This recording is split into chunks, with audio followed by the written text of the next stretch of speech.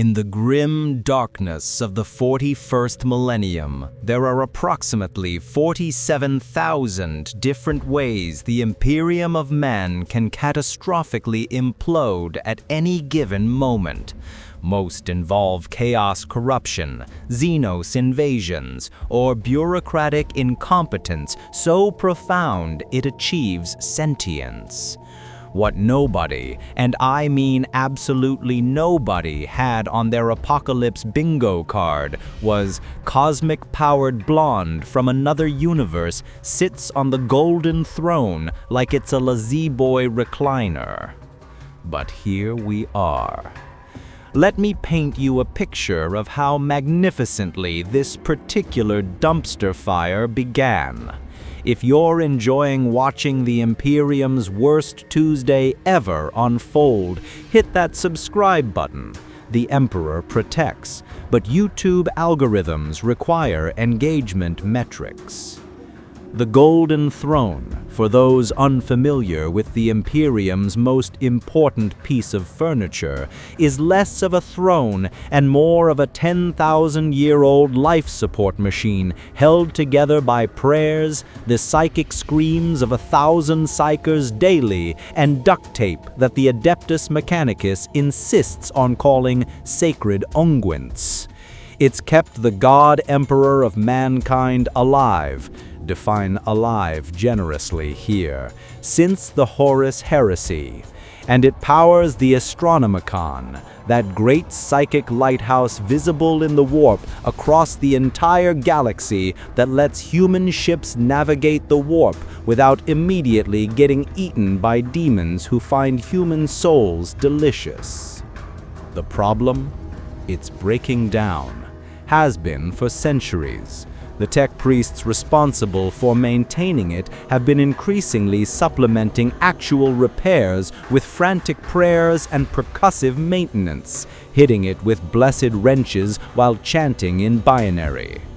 On this particular day, a perfectly unremarkable Tuesday in the Imperial calendar, year 999.M41, the Golden Throne decided it had simply had enough.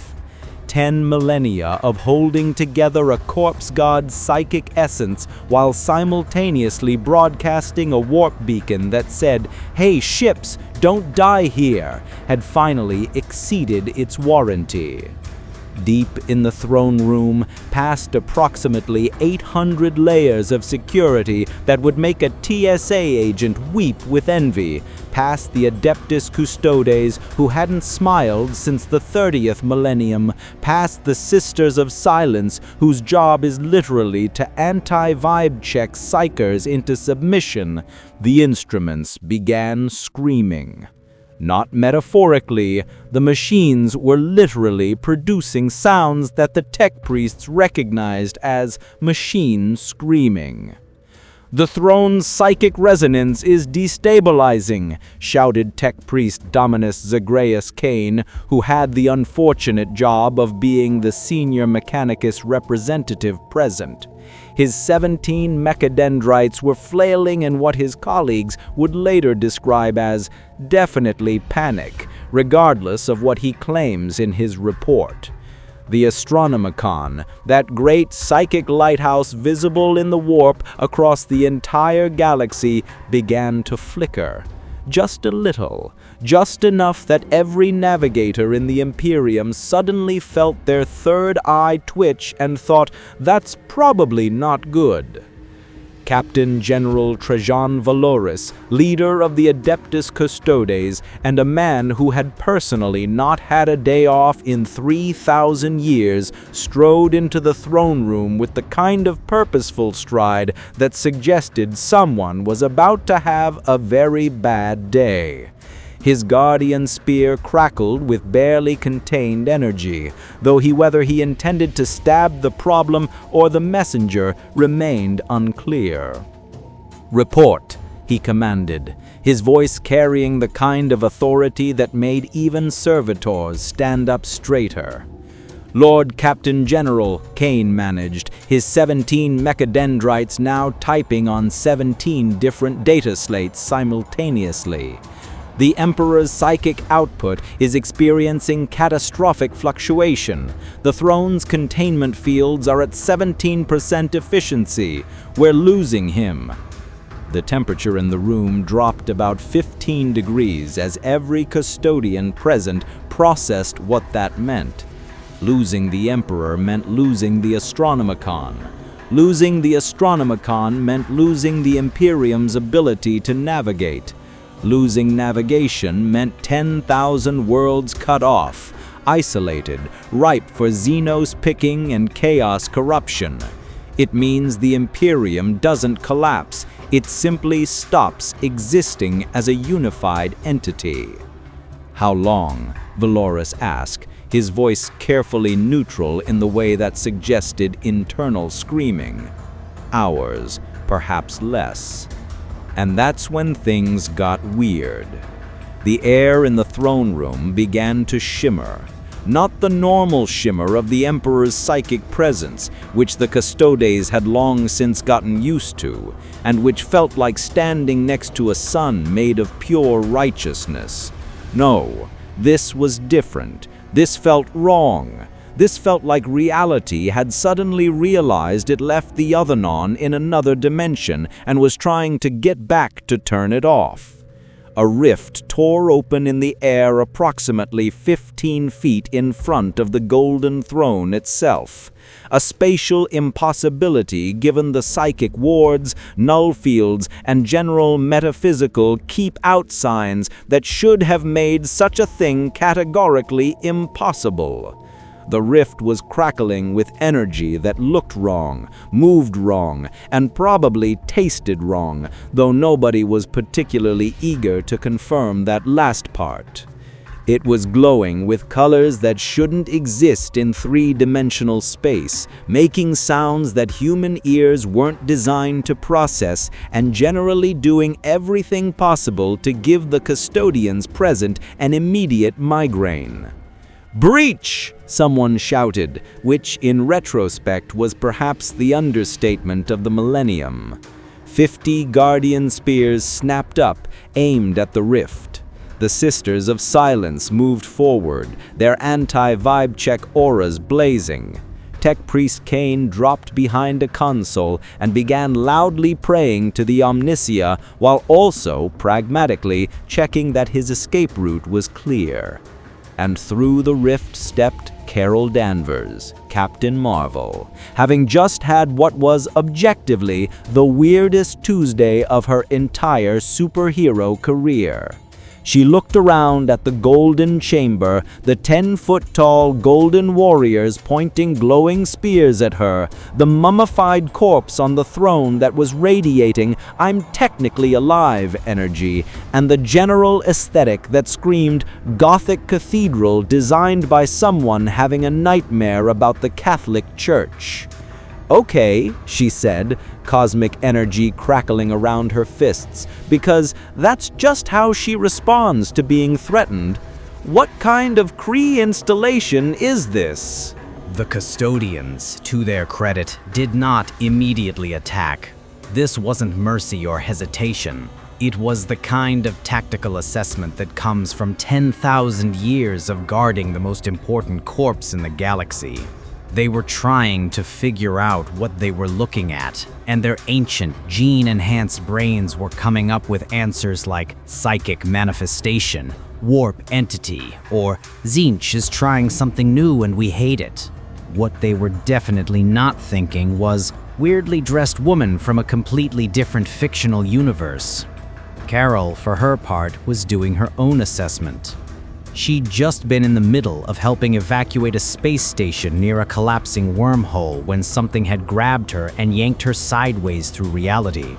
Now, she was in what looked like a really committed Renaissance fair, had a baby with a maximum security prison, and everyone was wearing enough gold to bankrupt a small nation. The cosmic energy swirling around her fists brightened instinctively. In her experience, when giant golden warriors point weapons at you, it's generally best to be ready to punch your way out. "Identify yourself, intruder," Valoris commanded, his guardian spear not wavering even slightly. Behind his ornate helmet, he was running through approximately 400 combat scenarios and not liking the results of any of them. The woman, Entity, was radiating energy signatures that his custodian senses couldn't quite categorize. Not Psyker, not Warp Taint, not Xenos, just power. Raw, unfiltered cosmic power that made his genetically enhanced instincts scream warnings. Captain Carol Danvers, United States Air Force, also known as Captain Marvel. And I'd really appreciate it if we could all lower the weapons because I'm having a really weird day, and I'd prefer not to add fought a bunch of Renaissance Fair LARPers to the list. The custodians exchanged glances, which was impressive given they were wearing helmets. Somehow they managed to convey what the fuck is she talking about through body language alone. Tech Priest Kane, still hiding behind his console, activated his translation cogitators. Nothing. His linguistic databases, which contained over 47 million dialects and dead languages, couldn't place half of what she'd just said. United States? Air Force? Renaissance Fair? These were not Gothic terms. These weren't even Low Gothic. These weren't even Xenos dialects he recognized. She speaks in unknown tongues, possibly demonic corruption. I recommend immediate purging with extreme prejudice. Let's maybe not jump straight to the purging, Carol suggested, catching the tone if not the exact words. Her cosmic energy flared brighter, and several custodians tensed. Okay, look, I don't know where I am, I don't know how I got here, but I'm not your enemy. I'm a hero. I help people. The deceiver claims benevolence, hissed one of the Sisters of Silence via sign language that another custodian translated. It is the oldest trick of the warp. Carol was starting to get irritated. She'd fought Kree, Skrulls, Thanos' entire army, and that one time she'd arm wrestled Thor, tie game. She didn't have time for whatever medieval cosplay situation she'd stumbled into. Okay, look. And that's when the Golden Throne decided to contribute to the conversation by making a sound like a dying whale mixed with a garbage disposal trying to eat a spoon. Every head in the room snapped toward the throne. The mummified figure seated upon it, the Emperor of Mankind, Master of the Imperium, he who sits the Golden Throne, etc. through about 47 more titles, was glowing brighter, but in a bad way, like a light bulb right before it burns out. "The throne," Kane screamed, abandoning his console and rushing forward. "The containment fields are collapsing. The neural interfaces are burning out. The sacrifice chambers are...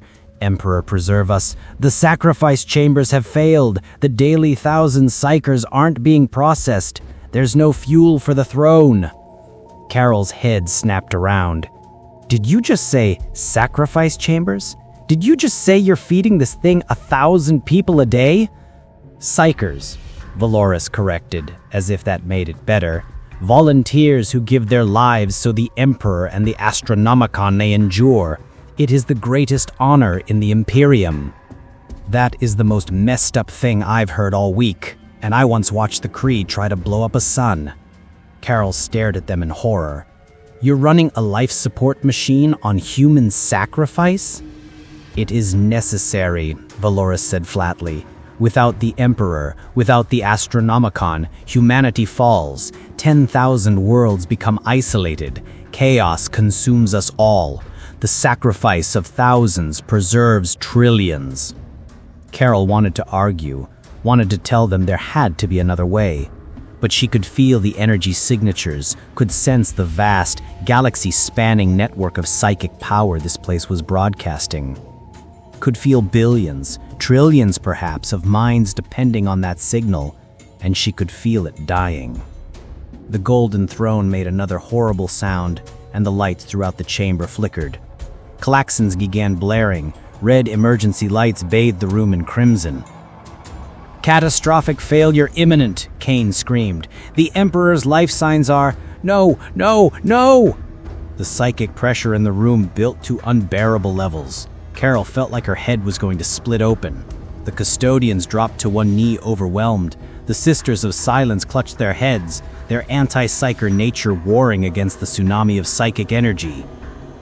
And Carol Danvers, cosmic-powered hero, who'd absorbed the energy of an exploding FTL engine, who'd flown through suns and survived the vacuum of space, who'd fought gods and won, made a decision that would change the galaxy forever.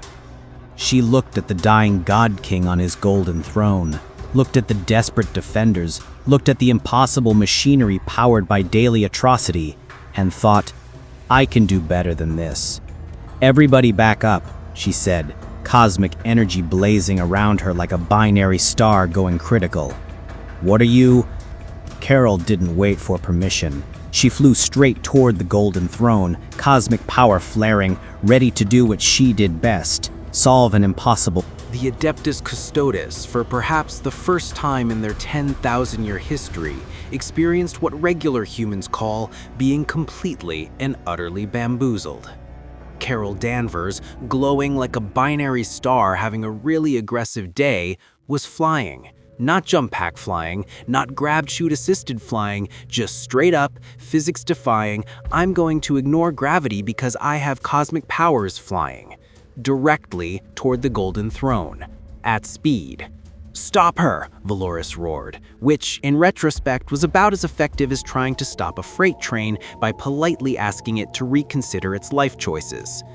50 Custodian Guardian spears fired simultaneously, bolts of energy that could punch through ceramite armor that had killed greater daemons and Xenos warlords converged on Carol's position in a light show that would have made a Death Star laser look understated. Carol, who tanked hits from Thanos, flew straight through the barrage like someone walking through a sprinkler on a hot day. Mildly annoying, briefly damp, ultimately irrelevant. What is she made of? One custodian shouted, which was a fair question that nobody had a good answer to. Unknown energy matrix. Kane babbled, his cogutators sparking as they tried to analyze what they were seeing. Power output exceeds error. Recalculating. Error. Output exceeds available measurement parameters. Recommend prayer. Loud prayer. Pray very loudly. 3 Sisters of Silence rushed forward, their anti-psyker auras blazing. Their presence could shut down the most powerful psykers in the Imperium, could make warp entities literally cease to exist. They got within 10 feet of Carol and absolutely nothing happened. Because Carol wasn't psychic. She was cosmic. Different energy source, different rules, not covered in the Imperium's How to Deal with Weird Shit manual. The sisters looked at each other in confusion. One of them signed something that roughly translated to, "Is this thing on?" Carol reached the Golden Throne, hovering in front of the ancient, desiccated figure of the Emperor. Up close, it was even worse than she'd thought. This wasn't a person anymore. It was barely a mummy. It was an idea of a person held together by machinery, psychic force, and what she suspected was a truly impressive amount of spite. "Okay, big guy," she muttered, her hands glowing with cosmic energy. "Let's see what we're working with here." She reached out with both hands, cosmic energy flowing from her in waves.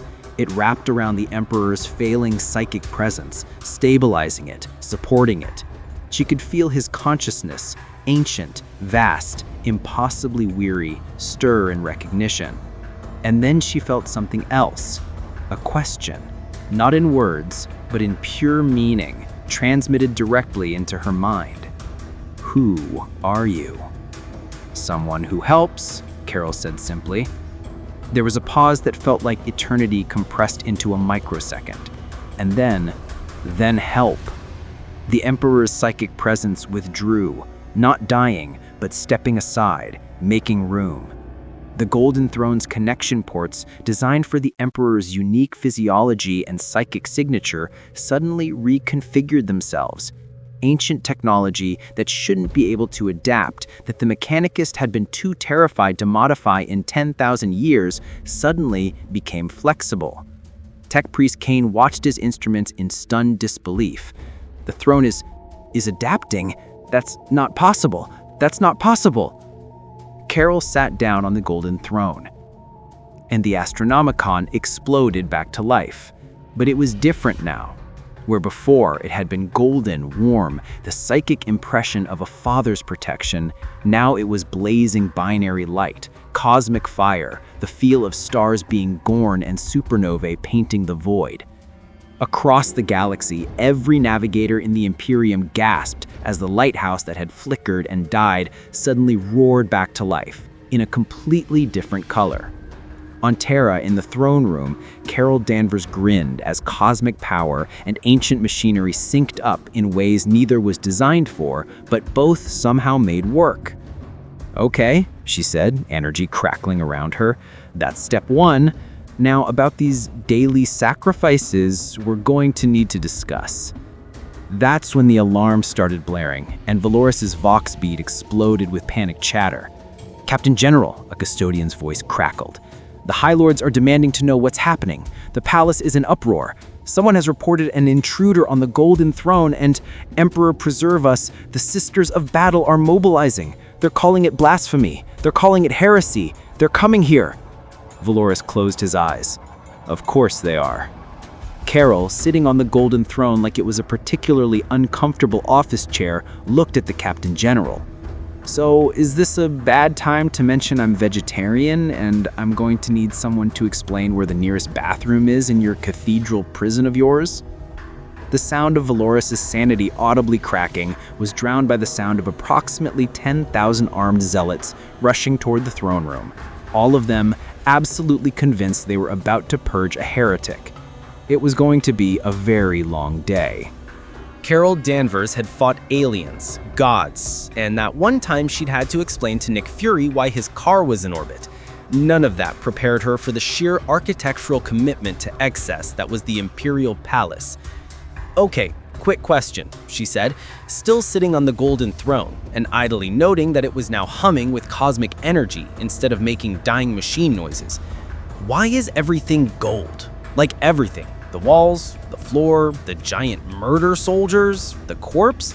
Did someone get a really good bulk discount at Space Home Depot?" Valoris, who was simultaneously trying to process that an alien entity had just usurped the Emperor's throne, that said entity was apparently keeping the Astronomicon running, and that she was now making jokes about interior decorating, felt something in his ancient gene-forged brain just give up. "It is traditional," he said weakly. "It's tacky," Carol replied. "Also, this chair is incredibly uncomfortable. Did nobody think about lumbar support? Your Emperor sat on this for 10,000 years? No wonder he looks grumpy." "The Emperor does not look grumpy. He is in a state of psychic transcendence, maintaining he looks super grumpy, like someone who's been sitting in a terrible chair for 10 millennia and really wants to complain to HR, but can't because he's technically dead." Tech Priest Kane, who had been frantically monitoring the throne's systems, made a sound like a binary hiccup. "The new energy matrix is stable? Impossibly stable. The throne's power output has increased by 400%. The Astronomicon's reach has actually expanded. This is awesome," Carol suggested. "Heretical!" Kane shrieked, his logical processes finally catching up with his religious programming. "This is the most heretical thing that has ever happened. We're feeding the Golden Throne with Xeno's energy. The Omnicia weeps. The Emperor weeps. I'm weeping. Everyone's weeping." "I'm not weeping," Carol said. "I'm doing great. This throne's growing on me. It's got like psychic cup holders now. I made psychic cup holders. Do you guys have coffee? Please tell me you have coffee." The massive doors to the throne room suddenly shook with impacts that suggested several thousand very angry people were trying to break through. "Open in the name of the Emperor!" a voice thundered from outside. It was the kind of voice that suggested its owner had never once considered that someone might say no. "That would be Ecclesiarch Diocese VII, Valoris said, his voice taking on the tone of someone watching a traffic accident in slow motion. "Head of the Adeptus Ministorum, the Imperial Church. He's probably brought the Sisters of Battle and the Frateris Militia and anyone else who was nearby and looked zealous." "So, a welcoming committee?" Carol asked hopefully. "More of a purge the heretic committee." "Oh, less fun." The doors exploded inward. Not opened, exploded. Apparently someone outside had decided that knocking was for people who weren't righteous enough. Through the smoking wreckage strode an army. Sisters of Battle in crimson power armor, their bolters blessed and loaded, for Terrace militia with improvised weapons and improvised theology, and at their head, Ecclesiarch Deaces VII, a man whose face looked like someone had carved religious fury into leather and then let it marinate in sanctimony for several decades. He was carrying a staff that was definitely overcompensating for something, and his robes had more gold embroidery than Carol's entire apartment building back home probably cost. "Heretic!" he bellowed, pointing at Carol with the kind of dramatic flair usually reserved for opera villains. "Daemon! Abomination! You dare defile the Emperor's sacred throne?" Carol raised an eyebrow. "Defile is a strong word. I'd say I'm more temporarily borrowing it, with good intentions." "Seize her," Deaces screamed. "Rip the demon from the throne. Purge her with bolter and flame."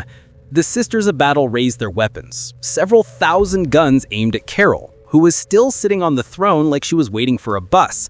Valoris stepped between them and the throne, his guardian spear blazing to life. Behind him, every custodian in the room formed a wall of golden ceramite and absolute determination. "Stand down," Valoris's voice could have frozen plasma. "By order of the Captain General of the Adeptus Custodes, you will lower your weapons." "You defend this thing?" Deaces sputtered, his face turning an impressive shade of purple. "You who are sworn to guard the Emperor, you protect his usurper?" "I protect the Imperium," Valoris said coldly. The throne was failing. The Emperor was dying. The Astronomicon was collapsing.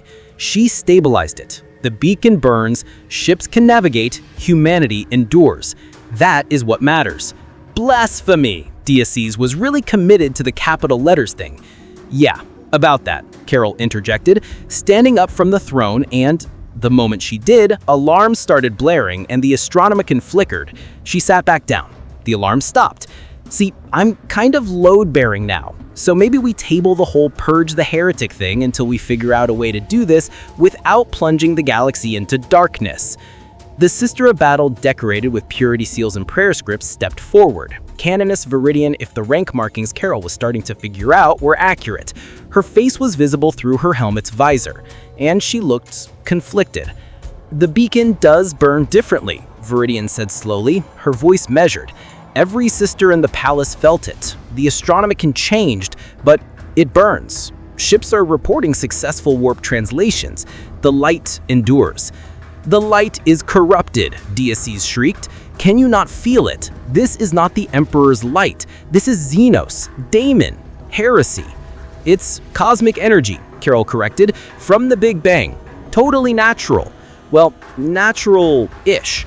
Look, the point is I'm not a daemon. I'm not chaos. I'm not whatever horrible thing you're worried about. I'm a hero from another universe who got yanked here through a dimensional rift, found your God King dying in a horrible life support chair, and decided to help. You're welcome, by the way." The throne room went silent except for the humming of the golden throne, which was now making pleasant sounds instead of dying machine noises. It was actually kind of soothing, in a cosmic energy powering ancient technology way.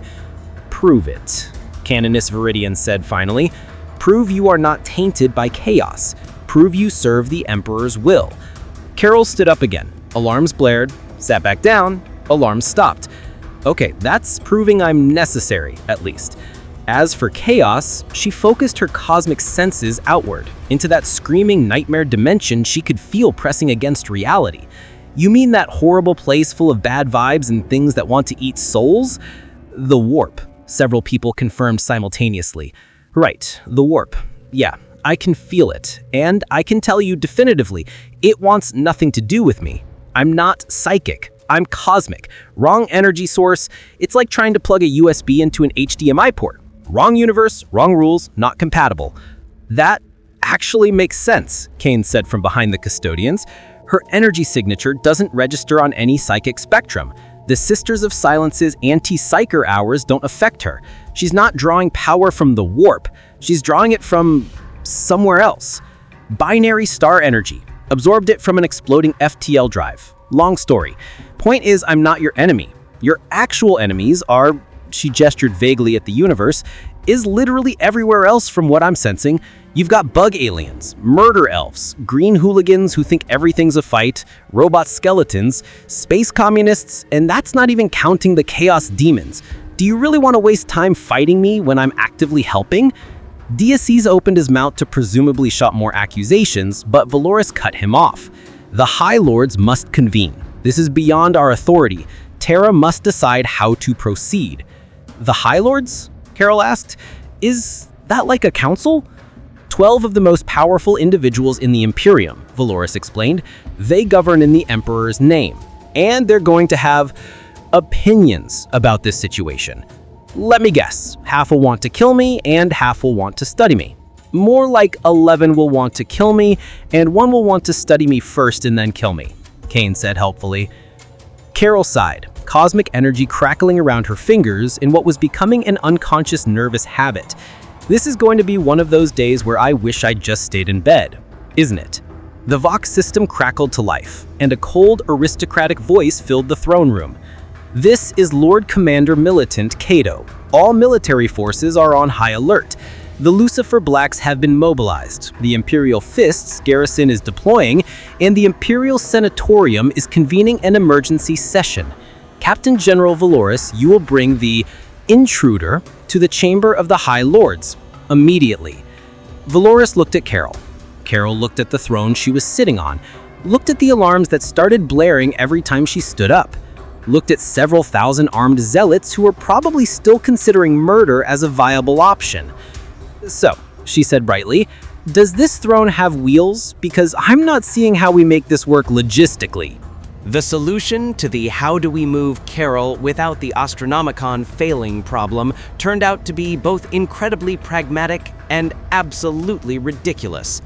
Tech Priest Kane, muttering prayers in binary that sounded suspiciously like swearing, jury-rigged a portable power relay.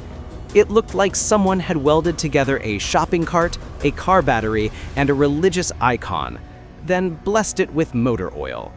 The Mechanicus called it a mobile neural interface conduit. Carol called it the ugliest Segway in the universe. She was now gliding through the halls of the Imperial Palace, still sitting on the Golden Throne, which had turned out to be surprisingly modular when you stopped treating it like a sacred relic and started treating it like IKEA furniture. Connected to the palace's power grid by cables that Kane insisted were blessed and consecrated, but looked suspiciously like jumper cables spray-painted gold. The procession was a sight to behold.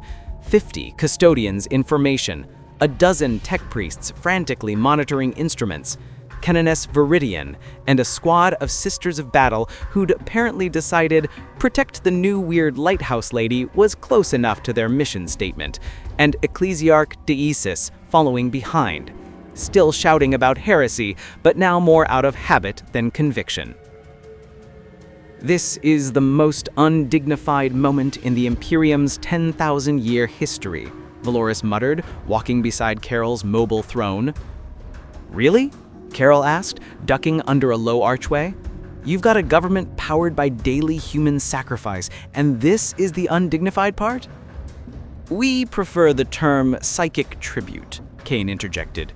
It sounds less horrifying. It's the same thing. Yes, but Latin makes everything sound more official. They passed through corridors that Carol was starting to realize were deliberately designed to make visitors feel small and insignificant. The ceilings were hundreds of feet high. The walls were carved with battle scenes, showing armored warriors killing things that looked like they'd crawled out of H.R. Geiger's nightmares. Every 50 feet there was a statue of a scowling armored figure, and she was starting to suspect they were all the same guy in different poses. "Who's the statue guy?" asked Carol. "The Emperor," Valoris said. "All of them?" "All of them. Even that one where he's fighting the... Is that a dragon?" "Yes. He killed it during the Unification Wars." "Cool, cool. And that one where he's pointing dramatically at nothing?" "That's the Emperor delivering the Imperial Truth statue. He's pointing at enlightenment." "It looks like he's pointing at a wall. The wall represents ignorance." You people are exhausting, Carol said, but she was smiling. Despite the absurdity of the situation, despite being in another universe, sitting on a 10,000-year-old throne being wheeled through a gothic nightmare palace, there was something almost charming about the commitment to the aesthetic. They rounded a corner and nearly ran into a group of Imperial Army officers who took one look at the procession, made the sign of the Aquila, and pressed themselves against the wall like they were trying to phase through it. Is she... Don't ask, a custodian said. But the throne, don't ask. They passed a massive stained glass window that depicted what looked like a superhero team, if superhero teams were designed by people who'd never heard of color palettes that weren't gold or more gold. Carol counted 9 figures, all in elaborate armor. The Primarchs, Valoris explained, catching her looking. The Emperor's sons, genetically engineered demigods who led humanity's great crusade to reunite the stars. Let me guess. Half of them went evil. Valoris stopped walking, stared at her. How did you know that? Lucky guess. It's always half. Never the whole team, never just 1 or 2. Always half. It's like a universal constant. She paused. Also, I'm getting a vibe from that one. She pointed at a figure in Baroque armor covered in spikes and way too many eyes. He definitely went evil. That's Magnus the Red.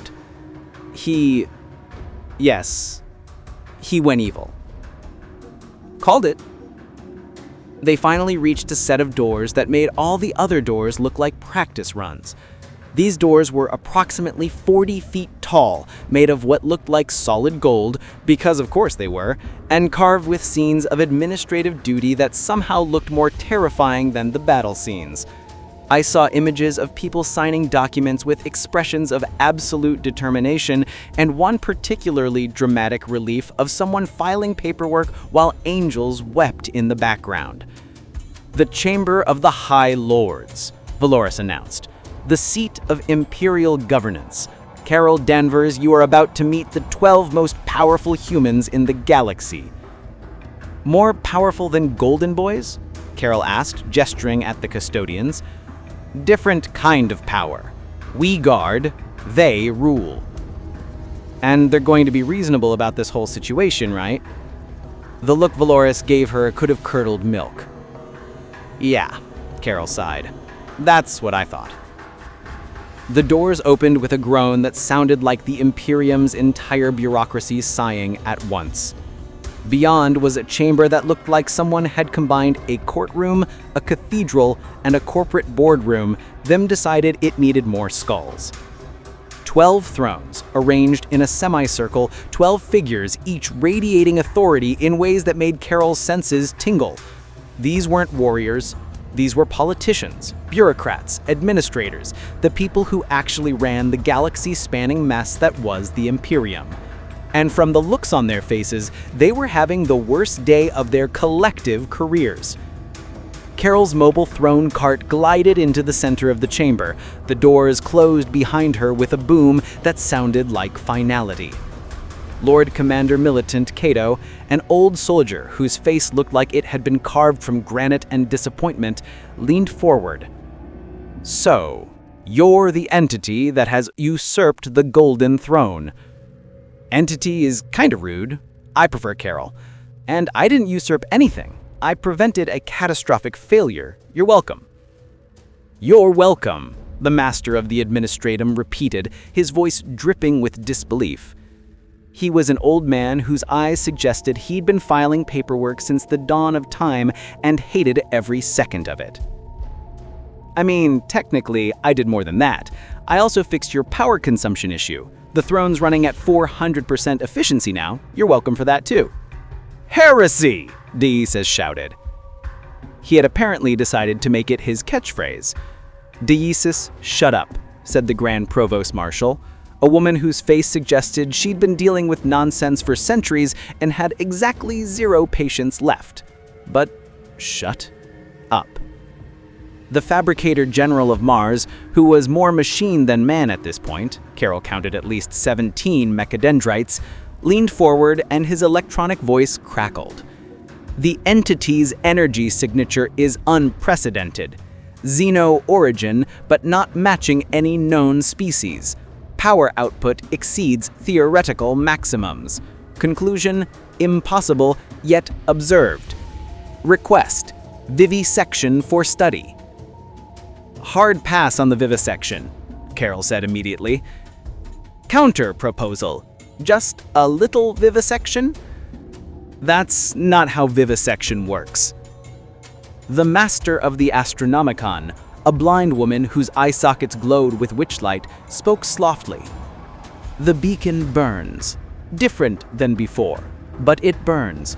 Ships navigate. The Imperium endures. Should we not discuss this practically? Practically, Lord Commander Cato thundered. She sits upon the golden throne, the Emperor's own seat. This is not a matter of practicality, this is a matter of principle.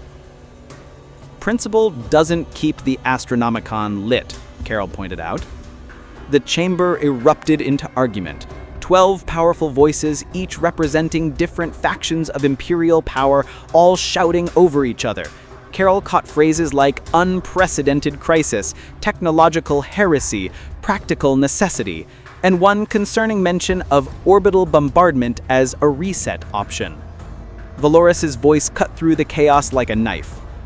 The Emperor approved. Silence fell. What? Cato asked.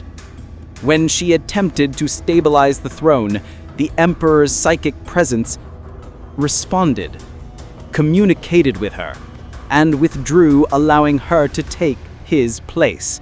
The Emperor himself sanctioned this. That's... The master of the administratum looked like his brain was rebooting. That's not possible. The Emperor hasn't communicated clearly in millennia. And yet, Valoris said simply, he did. I witnessed it. Every custodian present witnessed it. Carol raised her hand like she was in class. I can confirm. Big golden psychic presence asked who I was. I said I wanted to help. He said, okay then, and scooted over. Very polite about it, actually. The God Emperor of mankind did not scoot over, Diakis said weakly. He totally did. Cosmic high five and everything. That is not... The chamber doors exploded open. Not opened dramatically, not unlocked ceremonially, exploded, as in several tons of golden door turned into shrapnel and dust. Through the smoke strode a figure in blue and gold armor, a figure that made even the custodians look small, a figure radiating authority and barely contained frustration. Robot Guilliman, Primarch of the Ultramarines, Lord Commander of the Imperium, the Emperor's avenging son, had returned to Terra. And he looked absolutely done with everyone's nonsense. Someone, he said, his voice carrying the kind of authority that made planets submit. Explain to me why there is a glowing woman sitting on my father's throne. Carol looked at Guilliman. Guilliman looked at Carol. Robot Guilliman, Primarch, demigod, military genius, and administrator extraordinaire, stared at Carol Danvers sitting on the golden throne like she was waiting for a latte at Starbucks. His eye twitched.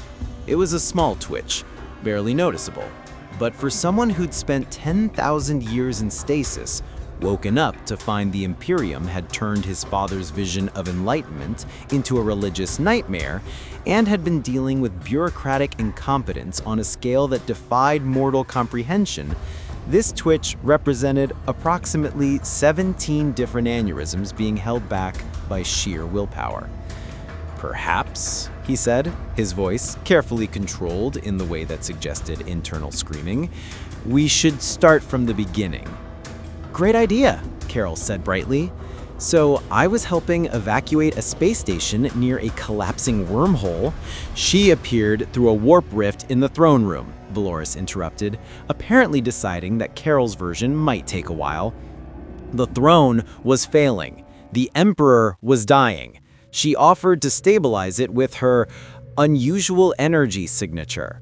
The Emperor himself communicated approval. She sat the throne, the Astronomicon rekindled, and now we're here. Guilliman processed this.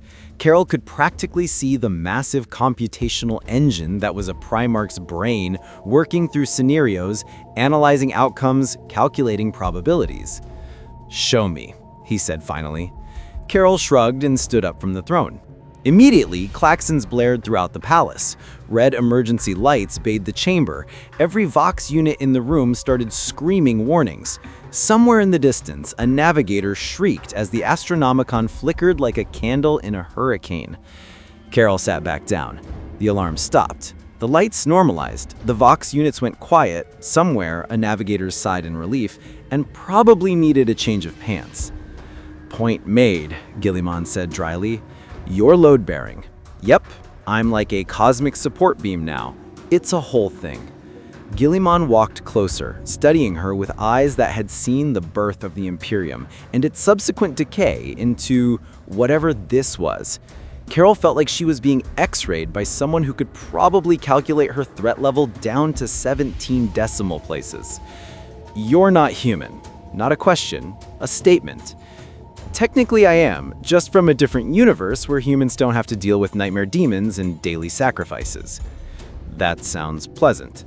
It has its moments, though we also have gods, aliens, and that one time New York got invaded, so trade-offs. Guilliman turned to the High Lords, who were watching this exchange like spectators at the galaxy's most stressful tennis match. "Options," he asked simply. The Master of the Administratum cleared his throat. "Option 1. Accept the current situation as temporary necessity, establish protocols for managing the new throne operator. Option 2, Lord Commander Cato growled, remove her by force, accept the Astronomicon's failure, and deal with the catastrophic consequences." "That's a terrible option too," Carol pointed out. "It's the principled option. It's the stupid option. There's a difference. How dare you—" "Option 3, the Fabricator General interjected, attempt to reverse engineer her power source and create sustainable alternative." "How long would that take?" Guilliman asked. "Conservatively, 3,000 to 4,000 years. "Right, so not helpful for our immediate crisis." The Grand Provost Marshal leaned forward. "Lord Guilliman, speaking practically, she's maintaining the Astronomicon. Ships are navigating successfully. The throne's power output has increased dramatically, and unless I'm mistaken, we're not currently experiencing the galaxy-wide catastrophe that was imminent an hour ago." "She's also a massive security risk," Cato countered. "An unknown entity from an unknown origin with unknown loyalties sitting on the single most critical piece of infrastructure in the Imperium. Hey, I'm sitting right here, and my loyalty's pretty simple. I don't like watching civilizations collapse. Call it a personality quirk." Guilliman held up a hand for silence. The High Lords immediately shut up, which Carol noted was the most impressive display of authority she'd seen since Captain America told everyone to back it down during the Battle of New York. "Carol Danvers," Guilliman said, and Carol was startled that he'd bothered to remember her name. "Answer honestly. What do you want?" "Want?" Carol blinked. "I want to go home, honestly. I've got friends, a cat, a planet to protect, but I'm not going to bail on you people mid-crisis. That's not who I am. And if we found a way to replace you on the throne, return you to your universe, I'd take it in a heartbeat. No offense to your throne, it's very shiny, but I prefer not being furniture." Guilliman nodded slowly. "And until then, I keep it a lighthouse running, maybe help out where I can. You guys seem to have a lot of problems." He gestured vaguely. "Like, a lot of problems." "You have no idea," Guilliman muttered. "Oh, I'm getting one. You're fighting bugs, robots, demons, and yourselves simultaneously while running a government based on religion that your founder specifically didn't want, all powered by human sacrifice. Did I miss anything? The orcs. Right, the green guys who think fighting is fun. Them too. The master of the Astronomicon spoke again, her witchlight eyes focusing on nothing and everything. Lord Commander, I feel I must speak. The beacon, it's different now, yes, but it's stronger, clearer. Navigation reports from across the Segmentum Solar indicate increased accuracy. Whatever she's doing, it's working better than what we had. Better than the Emperor? Theasus gasped, clutching his staff like it was the only thing keeping him upright. The Emperor was dying, Theasus, the master said bluntly. A dying lighthouse is still better than no lighthouse, but a functioning lighthouse is better still. We must deal with reality, not dogma. Finally, someone sensible, Carol said. Guilliman paced, his massive armored form moving with predatory grace. Carol could practically see the calculations happening behind his eyes. Military necessity versus political stability, practical survival versus ideological purity. The needs of the Imperium versus what? Pride? Tradition? Temporary arrangement, Guilliman said finally, until we find an alternative solution. Full custodian guard at all times, limited access to Imperial networks, and, he fixed Carol with a stare that could probably cut ceramite, you follow Imperium protocols. No independent action, no helping without authorization, no flying off to solve problems on your own. Carol opened her mouth to argue. That's non-negotiable, Guilliman continued. You're sitting on the most critical piece of infrastructure in human space. You are, whether you like it or not, now a vital asset, which means you're also a target. Every enemy of the Imperium will want you dead or corrupted. The Chaos Gods will be particularly interested in you. The who now? The things in the warp. 4 of them. They're gods of evil, and they corrupt everything they touch. And they're going to notice you eventually. Carol felt a chill run down her spine. She'd fought gods before. Thanos had basically been one. But something about the way Guilliman said it, the weight behind the words, suggested these were different. Worse. Okay, so we're on a clock. We're always on a clock, Guilliman said tiredly. Welcome to the Imperium. The chamber was silent for a moment. Then the Fabricator General spoke. Proposal. Establish research division to study the entity's power source and develop sustainable throne alternative. Estimated timeline reduced from 4,000 years to 400 with appropriate resources. Still not great, but better. Also proposal, entity provides biological samples for analysis. And we're back to the vivisection thing. No. Just small samples, barely noticeable. A few organs at most. That's still vivisection. Lord Commander Cato stood. Lord Guilliman, I cannot support this. The throne is sacred. To allow a Xenos entity to... Would you prefer the Astronomicon fails and the Imperium collapses? Guilliman's voice was cold. Because those are your options, Cato. Swallow your pride or watch humanity die. Choose. Cato's jaw worked. Finally, I choose survival, but I don't like it. Nobody likes it. That's how you know it's the right decision. Comfortable choices are usually wrong ones. Deep. Do you do motivational speaking? Guilliman's eye twitched again. The Grand Provost Marshal stood. Then it settled. The entity, Carol Danvers, said Carol, will maintain the Golden Throne under Custodian Guard and Imperium Protocol. Research will begin immediately on alternatives, and we will prepare for the inevitable moment when the Ruinous Powers notice her presence. Ruinous Powers? The Chaos Gods, Valoris explained. Khorne, God of War, Nurgle, God of Disease, Tzeentch, God of Scheming, and Slaanesh, God of Excess. They sound delightful. They're the reason we have to sacrifice Psykers daily to maintain the throne's wards. They want to break through into real space and consume all of reality. The Emperor's presence on the throne keeps them at bay. And now my presence does? We're about to find out. Carol looked at Guilliman. You people have the worst problems. You're not wrong, the Primarch admitted. But they're our problems. And now, unfortunately, they're yours too.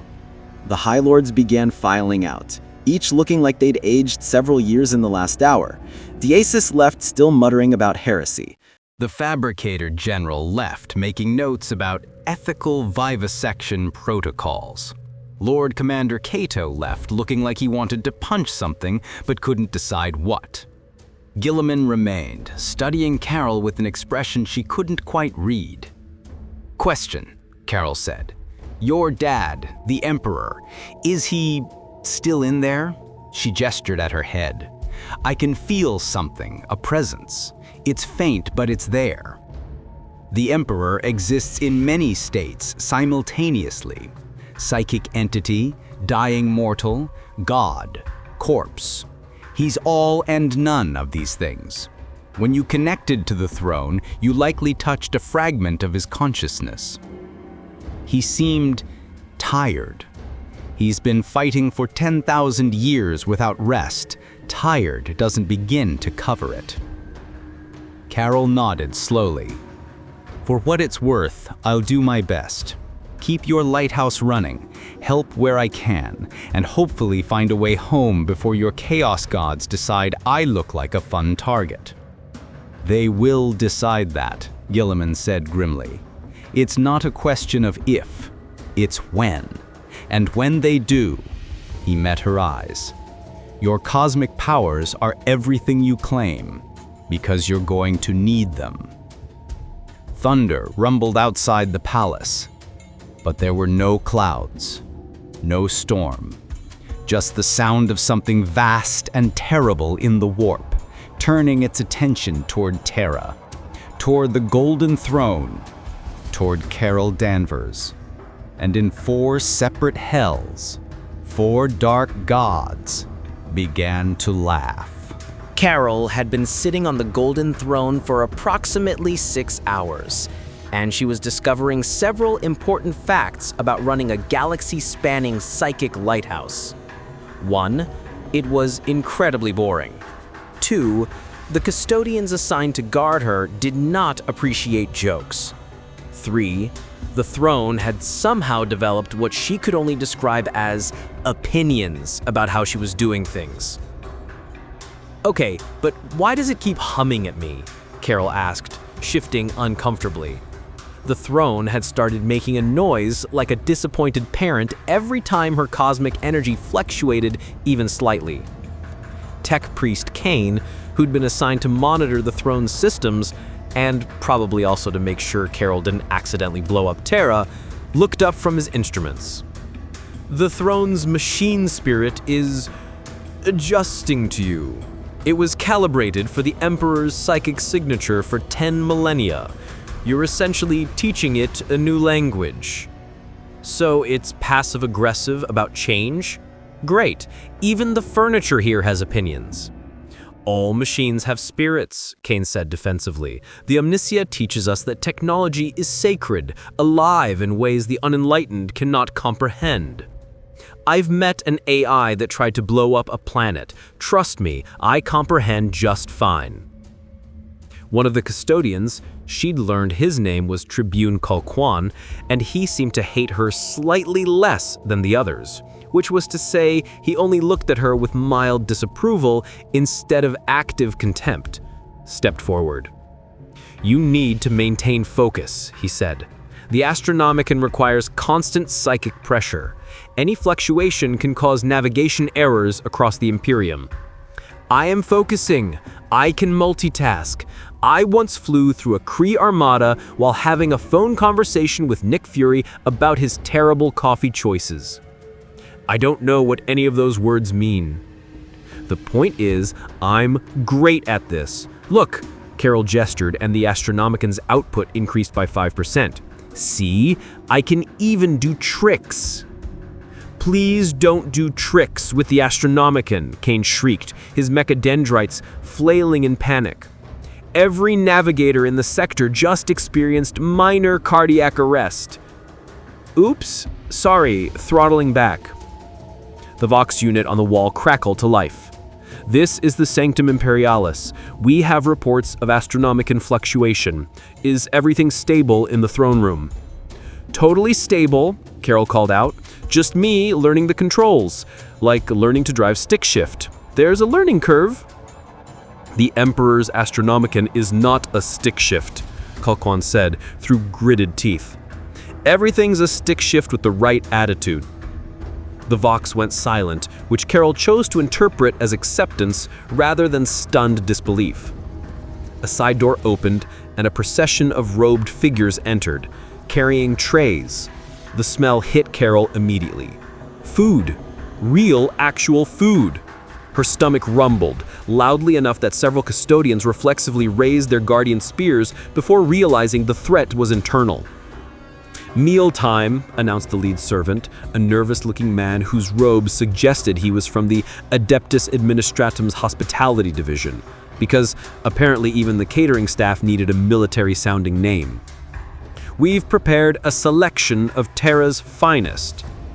"Is any of it vegetarian?" Carol asked hopefully. The servant's face went blank. "Vegetarian? You know, no meat, just plants and stuff." "Plants and stuff. This is going to be a problem, isn't it?" 20 minutes later, Carol was staring at a plate of what the servants insisted was the finest vegetable selection Terra offers. It looked like someone had boiled various forms of sadness and arranged it in a way that suggested the chef was crying while cooking. "This is depressing," Carol said, poking at something that might have been a potato in a former life. "Terra's agricultural production is optimized for efficiency, not pleasure," Kane explained. "Most food is nutritionally complete, but aesthetically minimal." "You people went to the stars and forgot how to make a decent salad. That's tragic." She ate anyway because cosmic powers or not, she still needed fuel. The food tasted exactly as it looked, functional. It was the culinary equivalent of filling out paperwork. "I miss pizza." "What's pizza?" Kalquan asked, despite himself. Carol's eyes lit up. "Oh man, pizza is amazing. It's this bread base with tomato sauce and cheese and whatever toppings you want. Back home, there's this place in New York that does the best Sicilian slice." She stopped, realizing she was getting homesick over Italian food. "Never mind. You guys probably don't have tomatoes anymore." "We have tomatoes," Kane said. "They're in the agri levels, but they're processed into nutrient paste for efficiency." "You turned tomatoes to paste. That's food abuse." A different Vox unit crackled, this one with Gilliman's voice. "Carol Danvers, I need you to do something." I'm kind of bolted into a chair right now." "I'm aware. This can be done from the throne. I need you to amplify the Astronomicon signal to the Segmentum Obscurus. We have lost contact with 14 systems and need to re-establish navigational routes." Carol blinked. "You want me to turn it up?" "Precisely, but carefully. Don't do whatever you did 30 minutes ago that caused mass panic among the navigator houses." "That was an accident." "I'm sure. Can you do this?" Carol closed her eyes, feeling the flow of cosmic energy through the throne, through the palace's systems, through the massive psychic infrastructure that broadcast the Astronomicon across the galaxy. It was like conducting a symphony, except the orchestra was made of screaming psychic energy and the sheet music was written in mathematics that made her eyes hurt. She reached out with her cosmic senses, finding the direction Gilliman had indicated. Segmentum Obscurus, the north of the galaxy apparently. Dark space. Lots of problems there if the way the psychic energy got weird and sledgy in that direction was any indication. "Okay, let's try this." She pushed, gently, a focused beam of cosmic enhanced psychic energy, a brighter spot in the Astronomicon's already bright signal. It was like shining a flashlight at a specific spot while the sun was already out, except the flashlight was powered by exploded stars and the sun was made of dead psychic energy. Across the Segmentum Obscurus, 14 lost Imperial worlds suddenly saw the Astronomicon blaze with renewed strength. Ships that had been stranded in the warp, unable to navigate, suddenly had a clear path home. Navigators wept with relief as the Emperor's light, now with cosmic energy added, showed them the way. On Terra, in the throne room, Carol opened her eyes. "How was that?" The Vox was silent for a long moment. Then Gilliman's voice, sounding impressed? 14 systems just reported successful renavigation. Carol Danvers, you just saved approximately 47 billion people from being lost in the warp. Oh, cool. That's actually really cool. Don't let it go to your head. Too late, my head is very large now, metaphorically. Kalquan actually smiled. It was small, barely noticeable, probably the first smile in several centuries, but it was there. Perhaps, he said quietly, you're not entirely useless. That's the nicest thing anyone said to me since I got here. Don't get used to it. The moment of levity was interrupted by klaxons. Not the Astronomicon failure klaxons, different ones. These sounded angrier, if that was possible. Psychic breach detected. Warp anomaly forming in Palace Sector 7. All units respond. Kalquan's expression went from mild approval to combat ready in half a second. We're under attack. What kind of attack? Carol asked, already feeling cosmic energy gathering around her hands. The worst kind, Kane said, his mechadendrites pulling up data across multiple screens. Daimonic incursion. Something in the warp felt you power up the Astronomicon and decided to say hello. The Chaos Gods?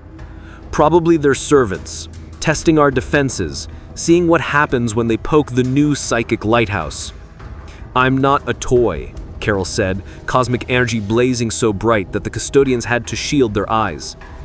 We shall see. And the battle of the throne room began. The custodians moved with a precision that made Carol's time with the Avengers look like a middle school dodgeball game. 50 Guardian spears struck in perfect coordination, each blow calculated to maximize damage while maintaining formation integrity. These weren't just warriors, they were the product of 10,000 years of training, genetic enhancement, and an absolutely unhealthy relationship with perfectionism. The pink horrors exploded when struck, literally, because apparently Chaos Demons thought the best defense mechanism was become two smaller, angrier versions of yourself.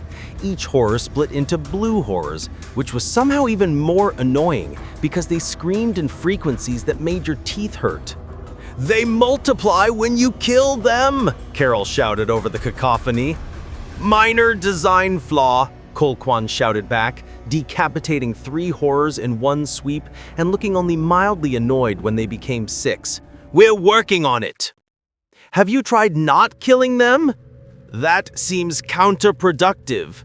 A flamer belched multicolored fire directly at Carol.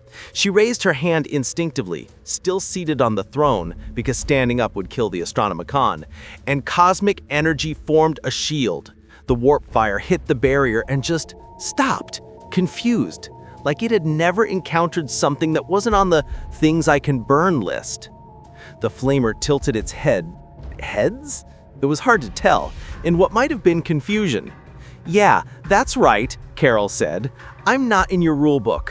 I'm not warp stuff. I'm cosmic stuff. Different universe, different physics, deal with it." The flamer apparently decided deal with it meant throw more fire, which was a bold strategy that didn't work any better the second time. Tech Priest Kane was cowering behind a console. Tactical positioning, he'd call it later, frantically typing commands. "The palace ward should be holding. The Emperor's psychic presence should prevent demonic manifestation.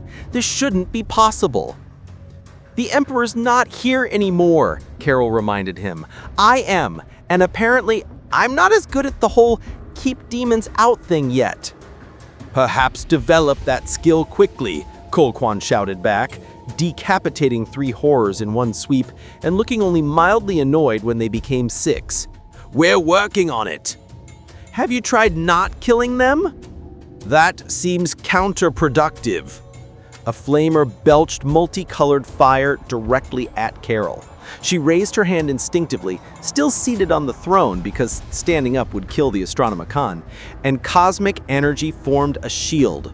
The warp fire hit the barrier and just stopped, confused, like it had never encountered something that wasn't on the things I can burn list.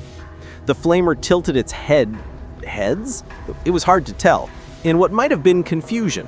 "Yeah, that's right," Carol said. "I'm not in your rulebook. I'm not warp stuff. I'm cosmic stuff. Different universe, different physics, deal with it." The flamer apparently decided deal with it meant throw more fire, which was a bold strategy that didn't work any better the second time. Tech Priest Kane was cowering behind a console. Tactical positioning, he'd call it later. Frantically typing commands.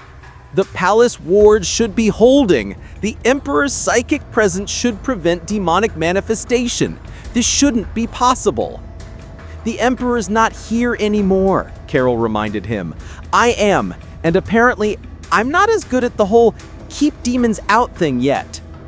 "Perhaps develop that skill quickly," Kolquan shouted back, while impaling a horror through what might have been its face. The Herald of Chinch floated above the carnage, watching with too many eyes. It hadn't attacked yet, just observed, which Carol found way more disturbing than if it had just tried to kill her immediately. "Interesting," it said, its voice doing things to reality that made Carol's cosmic senses nauseous. "You are not food, not fuel, not known. Add it to my resume, Carol Danvers, unknown quantity to nightmare demons. The great architect will enjoy you. So many variables, so many possibilities, so many ways to break." "Yeah, I've heard that before. Last guy who tried to break me was named Thanos. Want to know how that worked out for him?"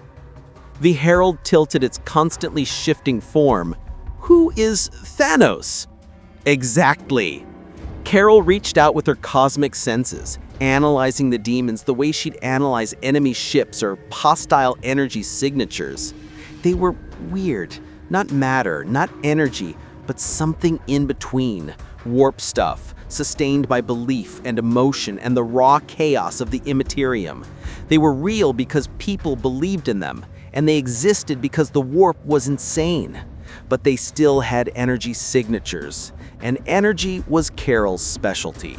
She focused, drawing more cosmic power from the binary star energy that fueled her. The throne hummed, not disapprovingly this time, but more like it was interested in what she was about to do. Around her hands, light blazed bright enough to make the golden walls look dull. "Hey, ugly," she called to the Herald. "Catch!" She fired a photon blast, not at the Herald, but at the space between dimensions where she could feel the warp bleeding through into reality. The cosmic energy hit the breach point and just sealed it up, just closed it up like cauterizing a wound. The connection between the throne room and the warp snapped shut with a sound like reality sighing in relief. The demons collectively screamed. Without their connection to the warp, they were cut off from the source of their existence. They began to fade, their forms becoming translucent, their screams becoming echoes. "No!" the Herald hissed, its form destabilizing. "Impossible! You are not Psyker! You cannot ward! You cannot seal!" "I'm not sealing with psychic power," Carol explained, almost feeling bad for it. Almost. "I'm sealing with physics, cosmic radiation, high-energy particles, space-time manipulation. Your warp energy can't exist in the same space as concentrated cosmic energy. It's like oil and water. You just don't mix." "The architect will learn from this," the Herald said as it faded. "We'll adapt. We'll find you. We'll change you. Change all things. Change is inevitable. Is apparently not happening today. Bye." The Herald dissolved with a final screech that sounded like equations being solved wrong on purpose. The remaining horrors and flamers popped out of existence like bubbles. The throne room fell silent except for the heavy breathing of custodians and the sound of Kane whimpering behind his console. Kolquan slowly lowered his guardian spear, looking at Carol with an expression that might have been respect if custodians were capable of such things. "You closed the warp breach." "Yep, pretty much turned your nightmare dimension into do not disturb mode." Carol looked at her hands, where cosmic energy was still crackling. Is this going to be a regular thing? Because I'm getting a vibe that you guys deal with this kind of nonsense weekly. Demonic incursions in the Imperial Palace are extremely rare. The Emperor's presence usually prevents them entirely, but with you on the throne instead. I'm cosmic-powered human from another universe. Yeah, I can see how that might confuse your psychic security system. Kane emerged from behind his console, his mechadendrites still trembling. The question is, can you do that every time? Seal breaches with cosmic energy? Because if so, you're not just a replacement for the Emperor's psychic presence, you're potentially an entirely new defensive mechanism. I mean, maybe, Carol considered. It felt pretty natural. Cosmic energy versus chaos energy, they really don't like each other. It's like matter and antimatter with more screaming. The Vox crackled. Guillamine's voice, "Throne room, report. We detected massive warp fluctuations followed by whatever that was. Status. Demonic incursion. Herald of Chinch and associated lesser demons. Carol Danvers repelled the attack by sealing the warp breach with cosmic energy." She did what? Sealed the breach. Just closed it. The demons couldn't maintain manifestation without their warp connection. More silence. Carol could practically hear Guillamine's brain working through the implications. "I'm coming to the throne room. And bring the Fabricator General and the Master of the Astronomicon and anyone who knows anything about the warp. We need to understand what just happened. Because sealing demon portals with space magic is weird even by your standards? Because," Guillamine said slowly, "if you can do what I think you just did, you're not just keeping the Astronomicon lit. You might have accidentally discovered a way to fight chaos that we haven't had access to in 10,000 years. Carol blinked. "Oh, that's good! If it works consistently, it's better than good. It's potentially civilization-saving." "Cool. No pressure then." "Exactly. Now stay put, don't do anything else unexpected, and for the Emperor's sake, don't antagonize any more demons until we figure out what's happening." The Vox crackled. The off. Carol looked at Colquhoun. "So, scale of 1 to 10, how much trouble am I in?" "For repelling a demonic incursion and potentially discovering a new anti-chaos weapon," Colquhoun considered. The Vox clicked off. Carol looked at Colquhoun. "Do I antagonize daemons? You called the Herald ugly and told it to catch. Okay, but it was ugly, and it did catch. Caught a face full of cosmic justice. Despite everything, despite the daemon attack, the breach in palace security, the implications of Carol's abilities, Colquhoun smiled. Actually smiled. You're insane. I prefer confidently optimistic in the face of overwhelming horror. That's the same thing. Details. The custodians began checking the throne room for damage. Surprisingly, there wasn't much. The golden walls were scorched in places, and there were puddles of rapidly evaporating warp essence. But overall, the room had survived remarkably well. The custodians themselves were uninjured. Gene-enhanced super soldiers in the best armor humanity could produce were apparently very hard to kill, which Carol appreciated. Kane was frantically running diagnostics on the throne. Throne functions nominal. Astronomicon output stable. In fact, he paused, mechadendrites twitching with excitement, output has increased another 3%. Your defensive actions somehow boosted the signal. What? How? Unknown. Possibly the cosmic energy reinforced the throne's connection to real space. Possibly you're just that powerful. Possibly the machine spirit likes you now. As in response, the throne hummed pleasantly, like a cat purring. I think the chair likes me, Carol said, patting one of the armrests. The golden throne is not a chair. It's a sacred artifact of... It's a chair that likes me.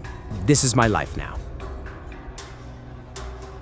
Footsteps echoed in the corridor outside. Heavy footsteps. Primarch footsteps. Gilliman was coming, and he was bringing company.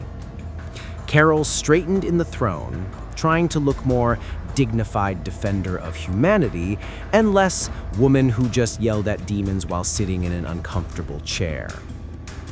So, scale of 1 to 10, how much trouble am I in? For repelling a demonic incursion and potentially discovering a new anti-chaos weapon, Colquhoun considered. Either 0 or maximum. With the Imperium, there's rarely an in-between. That tracks, actually. The doors opened, normally this time, which is nice, and Gilliman strode in, followed by approximately 20 different officials, tech priests, and people whose job titles Carol couldn't even guess at. The Primarch looked at Carol, at the undamaged throne, at the scorch marks where Daemons had been, at his custodians who were all standing at attention and looking remarkably untraumatized for people who just fought Chaos Daemons. "Explain," Gilliman said simply. "Everything." Carol took a breath. "So, funny story." Gilliman listened to Carol's explanation with the kind of focused attention that made her feel like she was being scanned by a supercomputer that could also bench press a tank. Behind him, the Fabricator General's mechadendrites were typing frantically, recording every word. The Master of the Astronomicon stood silent, her witch-light eyes glowing brighter as Carol described sealing the warp breach. "So cosmic energy and warp energy are incompatible," Gilliman summarized when she finished. "Like matter and antimatter?" "Sort of," Carol said. "More like they exist on different frequencies of reality. The warp is all emotion and belief and crazy nightmare logic. Cosmic energy is physics, hard rules, mathematical constants. When I push cosmic energy into a warp breach, it's like I'm forcing reality to remember how it's supposed to work." The Master of the Astronomicon stepped forward, her voice soft but carrying absolute authority. "That's theoretically incredible. Psychers fight warp entities with psychic power, fighting fire with fire, but you're fighting fire with water, a completely different element. And it works," the Fabricator General added, his electronic voice crackling with what might have been excitement. "Scans confirm 0 residual warp contamination in the throne room. Normally, after demonic manifestation, there's lingering corruption for weeks. Here, nothing. The cosmic energy didn't just banish them, it cleansed the area." "So I'm a cosmic Roomba for demon messes?" Carol asked. "I don't know what a Roomba is, but yes, essentially."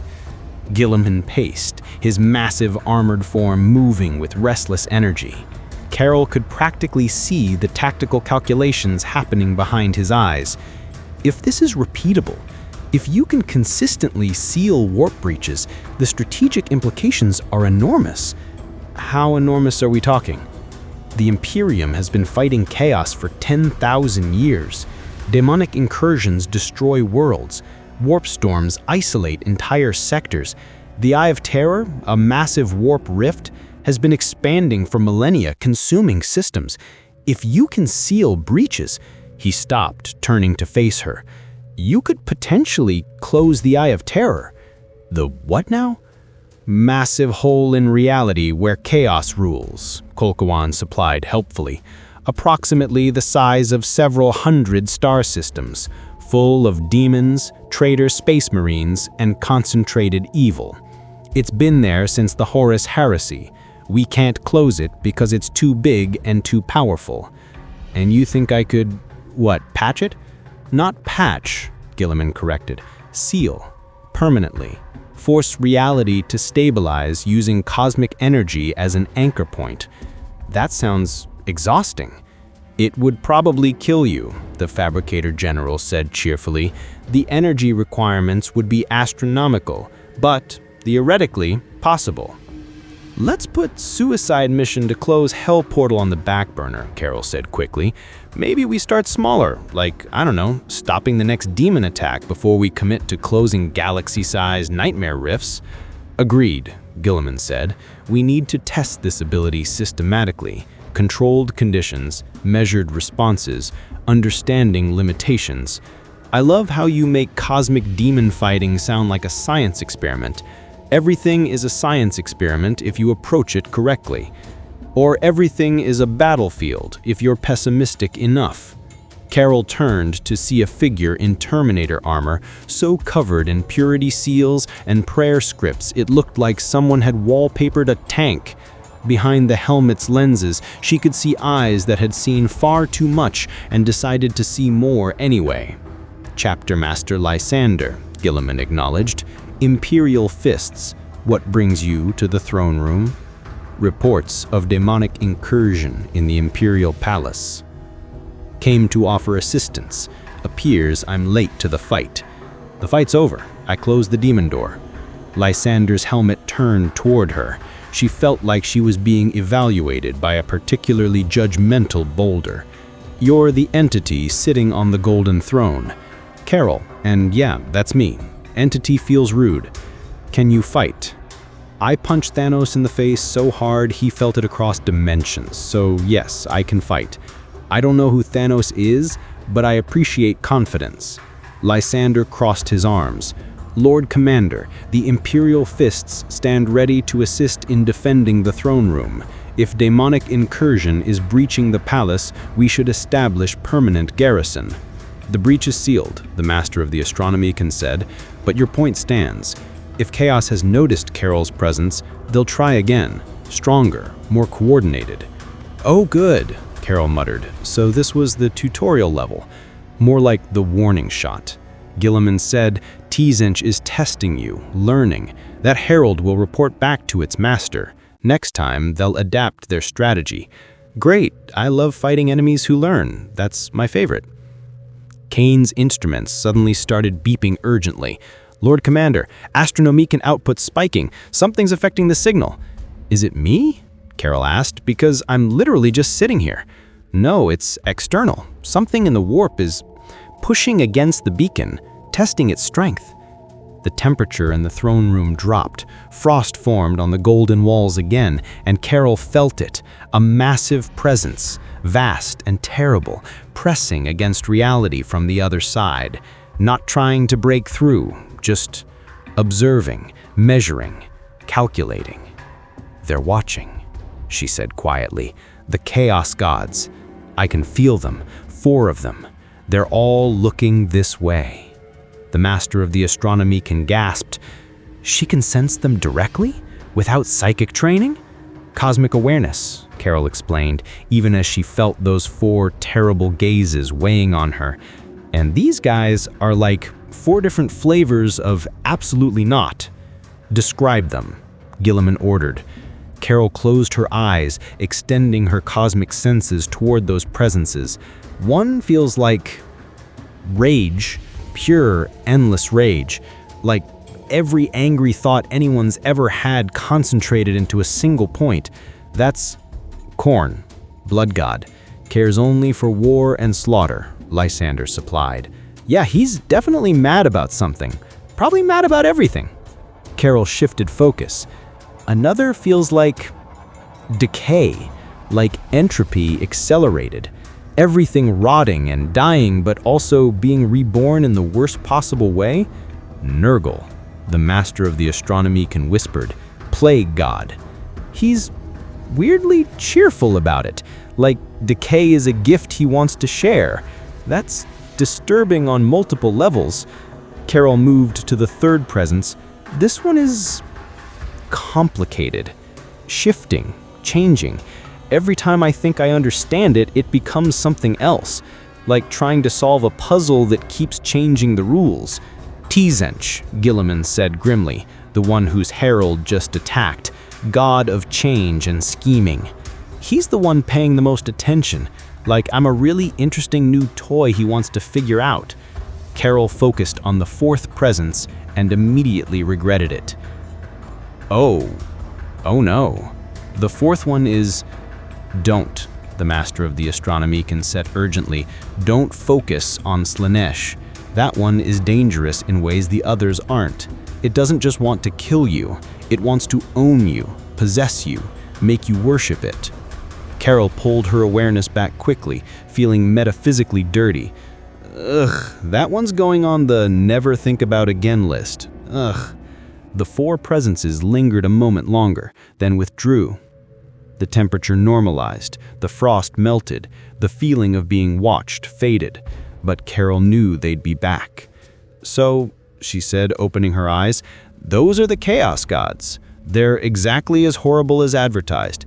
Good news, they can't touch me directly because cosmic energy isn't compatible with warp energy. Bad news, they're definitely gonna send more servants, more demons.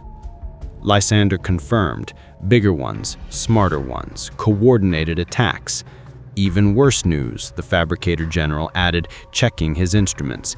Chaos cults, mortal agents. They can't manifest demons easily near Carol's cosmic energy, but they can send human servants. Cultists don't have the same energy incompatibility issues. So I'm bulletproof for demons, but regular people with guns can still shoot me? Essentially, yes. And I can't leave the chair without the space lighthouse failing? Also, yes. So I'm a stationary target that glows like a beacon, and four evil gods want me dead or corrupted. That's an accurate assessment, Guilliman said. Carol looked at him, looked at the assembled Imperial officials, looked at Kulkawan and the custodians who'd fought beside her, looked at the golden throne that was humming contentedly under her. You know what? I've had worse Tuesdays. This is actually Wednesday.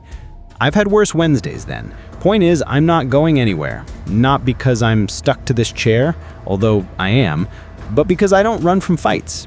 Chaos Gods want to play? Fine, let's play. But we're playing by my rules now. Lysander's helmet tilted slightly, which might have been approval. I like her. Don't encourage her, Guilliman said, but there was something in his voice that might have been satisfaction. Very well, we fortify. Expand the Custodian Guard. Establish overlapping fields of fire. Prepare for siege conditions. We're fortifying the throne room? Carol asked. We're fortifying the throne room. Against Daemon armies? Against Daemon armies. Carol grinned, cosmic energy crackling around her hands. Okay, now we're talking. Let's make this the most annoying room in the galaxy for chaos to attack. That's the spirit, Kulkawan said, and Carol was pretty sure he was smiling under his helmet. As the officials dispersed to prepare defenses, as the Imperial fists began establishing firing positions, as tech priests started installing additional shielding, Carol sat on her uncomfortable golden chair and felt something strange. Hope. She was stuck in another universe, sitting on a chair powered by human sacrifice, being threatened by literal gods of evil. But she had allies, she had power, and she had a really big target painted on her back. This was going to be fun. Somewhere in the warp, Tzeentch laughed. Plans within plans within plans. Carol Danvers was an unexpected variable. Unexpected variables were delightful. Everything was going exactly according to plan. Well, one of the plans. Tzeentch had approximately 47,000 backup plans. This should be entertaining. 3 days into her new career as Cosmic Lighthouse Operator and Daemon Repellent, Carol had learned several important things about life in Warhammer 40,000. 1. The Imperium ran on paperwork. So much paperwork. 2. Space Marines had zero concept of personal space. 3. The Adeptus Mechanicus would absolutely try to steal her DNA if you let them get within 15 feet with a syringe. For the last time, Carol said, swatting away yet another mechadendrite that was creeping toward her with a suspiciously medical-looking device. No samples. But the scientific value.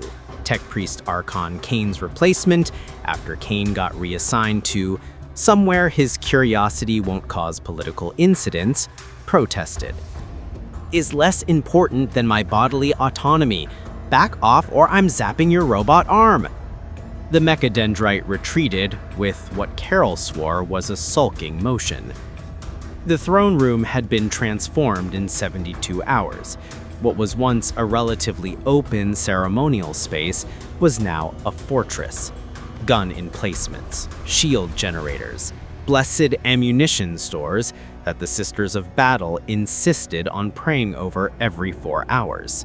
Imperial fists had established overlapping fields of fire covering every possible entrance. Custodians patrolled in rotating shifts that never left Carol unguarded for even a second. It looked like someone had combined a military bunker with a cathedral and then added entirely too many skulls for decoration. Is the skull thing an aesthetic choice or a warning? Carol had asked on day 2. Yes, Colquhoun had replied, which Carol was learning meant, don't ask questions about Imperium design philosophy. Currently, Carol was reviewing reports, because apparently even cosmic lighthouse operators had paperwork while simultaneously maintaining the Astronomican and trying not to think about how much she missed coffee. Navigator House Belisarius reports successful warp translation through the Segmentum Pacificus, she read aloud. What's a Navigator House? Mutants with third eyes who can see the Astronomican and navigate the warp, Colquhoun explained from his position 3 feet to her left.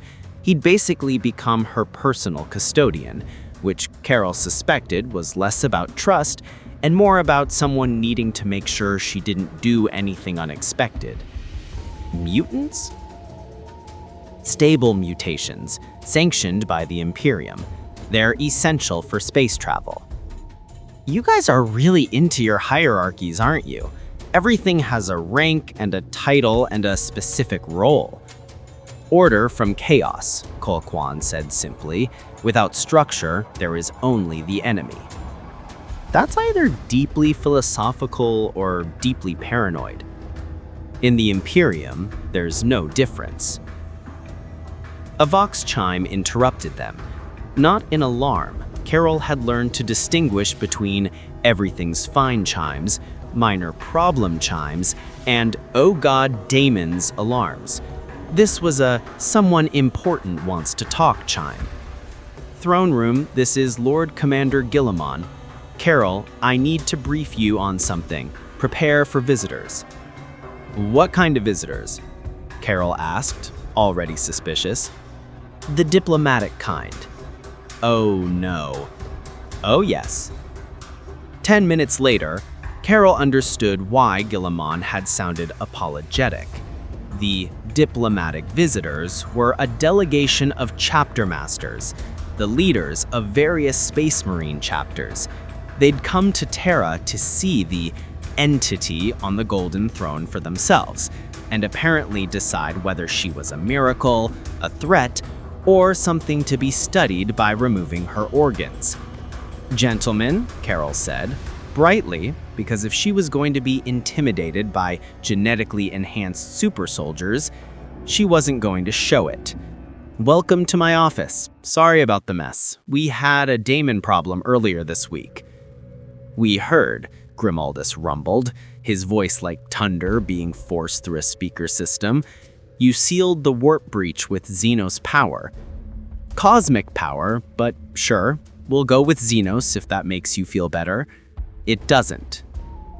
Grimaldus, Guilliman said warningly, we're here for assessment, not judgment. The two are inseparable, Grimaldus countered. Lord Commander, with respect, this is the Golden Throne, our spiritual center, and there's a... If you say Xenos one more time, I'm going to photon blast your fancy hat. I'm human, from Earth, Just not your Earth. Different universe. We've been over this. Tushan stepped forward, and Carol was struck by how different his demeanor was from the others. Where they radiated barely contained aggression, he seemed more calm, more measured. Carol Danvers, I am Tushan of the Salamanders. We believe in protecting humanity above all else. If your presence saves lives, then you have our support. Thank you. See? This guy gets it. However, Tushan continued, we must understand your capabilities, your limitations, and your intentions. Fair enough. Capabilities, I can fly, shoot energy blasts, tank hits that would vaporize most people, and apparently seal daemon portals. Limitations, I can't leave this chair without your space GPS failing, I miss pizza, and I'm starting to really hate the color gold. Intentions? Keep your lighthouse running, don't let chaos win, and hopefully find a way home eventually. Simple, Lysander said. I can work with simple. Azriel, who had been silent and brooding, finally spoke. And if we demanded you submit to testing, prove you're not corrupted by chaos? Then I'd tell you that your anti-psyker people already tried their null field thing and did nothing, because I'm not psychic. I'd remind you that daemons literally can't exist near me because cosmic energy and warp energy are incompatible. And I'd suggest that maybe, just maybe, you should focus less on finding problems with the person keeping your civilization running and more on the 4 evil gods actively trying to kill everyone. The room went silent. Carol apparently reached the limit of acceptable sass for Space Marine sensibilities. Then, Astrat laughed. It was a sharp, bark-like sound. She has spirit. I like spirit. Very well, Carol Danvers. The Blood Angels will support this arrangement. Conditionally. What's the condition?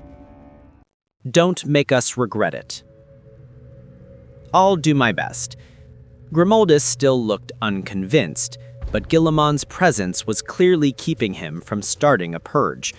The Black Templars will observe for now. I'll take it. This is all very touching, a new voice said from the doorway, but we have a more immediate problem. Everyone turned to see an Inquisitor stride in. Carol knew it was an Inquisitor, because Colquhoun had briefed her about them. Secret police with unlimited authority, answered to no one, will absolutely kill you if they think you're corrupted, approach with extreme caution. This particular Inquisitor was a woman in power armor decorated with the symbols of the Ordo Malleus, the Daemon Hunters. Her face was scarred, her eyes were hard, and she carried herself with the confidence of someone who's seen the worst the galaxy had to offer and decided to fight it anyway. Inquisitor Greyfax, Guilliman said, and Carol caught the tension in his voice. This is unexpected. Unexpected but necessary, Greyfax replied. Her eyes locked onto Carol.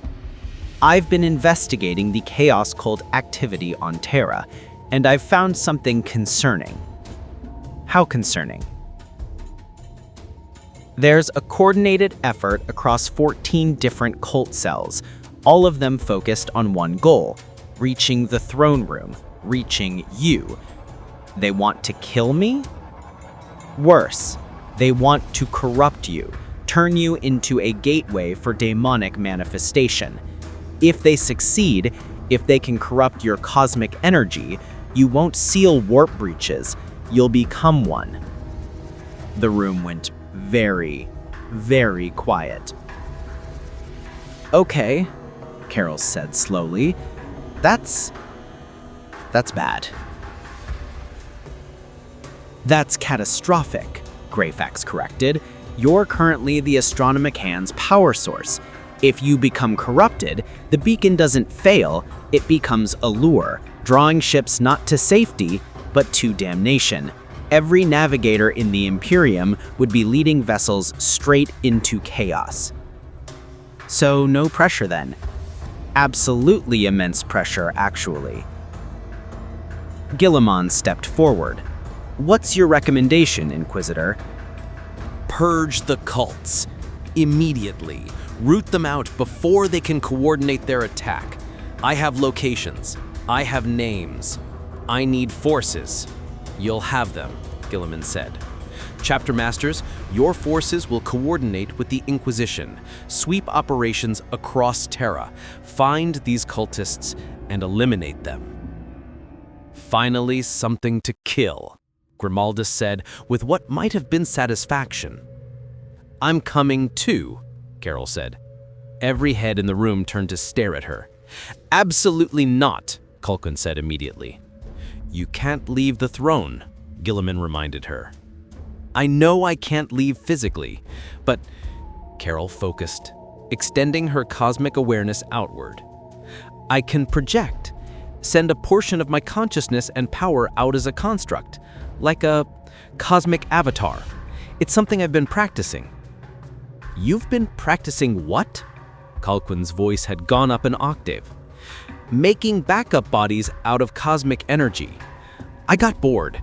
There's only so many reports I can read before I need to experiment. And you didn't think to mention this? I'm mentioning it now. Archon's mechadendrites were vibrating with excitement. Fascinating. Consciousness transfer via energy matrix. Can I study the process? No samples! Carol and Culquin shouted simultaneously. Guilliman held up a hand for silence. Can you do this safely, without destabilizing the Astronomaticon? Carol considered. I think so. The throne would stay powered by the majority of my energy. I'd just be time-sharing, like running 2 programs on one computer. That's either brilliant or suicidal, Greyfax said. Why not both? The Inquisitor smiled. It was not a comforting smile. I like her. Very well, Carol Danvers. If you can project yourself while maintaining the throne, then you're welcome to join the hunt. We'll need every advantage we can get. What are we hunting, exactly? Chaos cultists who believe you're a gift from Tzeentch. They want to study you, understand you, and then break you in ways that will make the Daemon attack look merciful. Great. I love being cult famous. It's right up there with being stalked by evil gods on my list of fun experiences. Prepare yourselves, Guilliman ordered. We move in 6 hours. Carol, test your projection ability. Make sure it's stable. Chapter Masters, ready your forces. Inquisitor, provide coordinates and intelligence. As everyone dispersed to prepare, Carol sat on her uncomfortable throne and felt the weight of responsibility settle heavier. She wasn't just a lighthouse anymore. She was bait, a target, a strategic asset that everyone wanted to either protect or destroy. Somewhere in the depths of Terra, cultists were preparing rituals, planning attacks, plotting her corruption. And Carol Danvers, former Air Force pilot turned cosmic superhero turned interdimensional lighthouse, cracked her knuckles and grinned. Time to show the 41st millennium what real heroes could do. Creating a cosmic avatar while simultaneously powering a galaxy-spanning psychic lighthouse turned out to be exactly as difficult as it sounded, which is to say, incredibly difficult, but also kind of awesome once Carol got the hang of it. Okay, so the trick is, Carol muttered, cosmic energy swirling around her like a miniature star going supernova, split my consciousness without actually splitting it. More like copying a file while keeping the original running. That analogy makes no sense, Archon said, monitoring instruments that were screaming warnings about energy readings that shouldn't exist. It makes perfect sense if you're from a universe with computers. We have computers. You have computers that run on prayer and human souls. That's different. The cosmic energy coalesced in front of Carol, forming a shape. Humanoid, glowing, made of condensed starlight and raw physics. It looked like her, Same height, same build, but rendered in binary star energy instead of flesh and blood. The Avatar opened its eyes. Carol opened her eyes. Both sets of eyes, from two different perspectives. "Oh wow," both Carols said simultaneously. "This is trippy." "By the Omnisia," Archon shrieked, all 17 mecha dendrites pointing at the Avatar. "You created a secondary consciousness construct that shouldn't be possible without fragmenting your psyche." "I'm not fragmenting," Carol on the throne said, while Carol the Avatar experimentally flexed her hands. "I'm time-sharing. My consciousness is bouncing between both bodies so fast it feels like I'm in both places at once." "That's still not how consciousness works. It's how cosmic consciousness works. Different rules." Kolquan had his guardian spear raised, pointed at the Avatar. He looked like his brain was actively trying to process what he was seeing and failing. "There are two of you." "Yep. Why are there two of you?" "Because one of me needs to stay attached to the lighthouse and the other me needs to go punch cultists. Problem solved." "That's not... You can't just..." Kulkwing's voice was approaching frequencies normally reserved for kettle whistles. "Lord Commander, we have a situation." Gilliman entered the throne room, saw Carol sitting on the throne and Carol floating in front of the throne, and stopped dead. His eye twitched. The famous Gilliman eye twitch that suggested his enormous brain was trying to process something that violated several laws of nature. "I can explain," both Carols said. "Please do," Gilliman said carefully. "So I made a cosmic duplicate body that I can pilot remotely while still powering the throne. Think of it like a really advanced video game character that's also me. My main consciousness stays here," Carol on the throne gestured to herself, "but I can also experience everything the Avatar does. Best of both worlds." "The Astronomican?" Gilliman asked because he was nothing if not pragmatic. Archon checked his instruments. "Stable. Output unchanged. Somehow she's doing both simultaneously without any loss of efficiency. It's making my data cores weep with confusion, but it's working." Gilliman studied the Avatar, walked around it. The cosmic construct tracked him with glowing eyes that were definitely Carol's eyes, despite being made of condensed stellar energy. "Can you fight in that form?" Carol the Avatar grinned and raised a hand. Cosmic energy gathered, blazing bright enough to make everyone wince. "Want me to demonstrate?" "Not in the throne room," Gilliman said quickly. "Outside, training yard now." The Imperial Palace's training yard was designed for Space Marines to practice fighting other Space Marines, which meant it was approximately the size of a football field, reinforced with ceramite and covered in impact craters from previous training sessions that had gotten enthusiastic. Currently, it contained 1 Primarch, 5 Chapter Masters, 1 Inquisitor, approximately 30 Custodians, and 2 versions of Carol Danvers. "This is the weirdest thing I've ever seen," Lysander said, which, coming from someone who'd fought demon Primarchs, was saying something. "Agreed," Tushan added, "and I once watched a Necron Lord get angry at a rock." Carol the Avatar stood in the center of the yard, cosmic energy crackling around her. She could feel her main body back in the throne room, still maintaining the Astronomican, but she was also completely present here. It was like being in 2 video calls simultaneously. Weird at first, but manageable once you got used to it. "Combat test," Gilliman announced. "We need to know if your Avatar can fight effectively." "Lysander, you're up." The Imperial Fist's Chapter Master stepped forward, his armor gleaming gold and yellow. He drew his Warhammer, a weapon that had crushed Chaos Champions and Xenos Warlords. "I'll go easy on you." "Please don't," Carol the Avatar said. "I need to know what this body can do." Lysander charged. For something wearing Terminator armor, he moved fast, Space Marine fast, which should not be possible for something that heavy fast. Carol flew straight up, because why run when you can fly? Lysander's hammer cratered the ground where she'd been standing. She returned fire with a photon blast. Not full power, but enough to test his defenses. The blast hit his armor and sent him skeeting back 20 feet. Smoke rose from the impact point, but the armor held. Lysander looked down at the scorch mark, then up at Carol. Huh, that actually hurt a little bit. Good, that means it's working. They engaged in earnest, Lysander attacking with precision and power, Carol dodging and counterattacking with cosmic blasts. She discovered several important things about her avatar body. 1, it could fly just as well as her real body. 2, it could tank hits that would kill a normal human, though not quite as well as her real body. 3, when she got hit hard enough, instead of bleeding, she just sort of glitched, her cosmic form destabilizing briefly before reforming.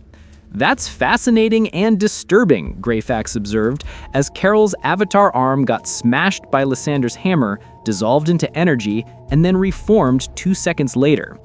It's like dying without consequences, Carol said cheerfully while dodging another hammer strike. That's still disturbing. After 10 minutes of combat that left the training yard looking like a war zone, Guilliman called a halt. Lysander was breathing hard, which for a space marine meant he'd actually exerted himself, and Carol's avatar was flickering slightly but still functional. Assessment, Guilliman asked. She's fast, hits hard, and apparently can't be permanently damaged in avatar form. Recommend deploying her in the cult purge. She'll be useful. Useful! Carol the Avatar pumped a fist. I'm useful. Don't let it go to your head, Culquin warned. Too late. My head is huge with usefulness. Back in the throne room, Carol on the throne was grinning. The split consciousness thing was working perfectly. She was simultaneously maintaining the Astronomacon and learning to combat test in avatar form. This was possibly the coolest thing she'd ever done, and she'd once flown through a Kree armada.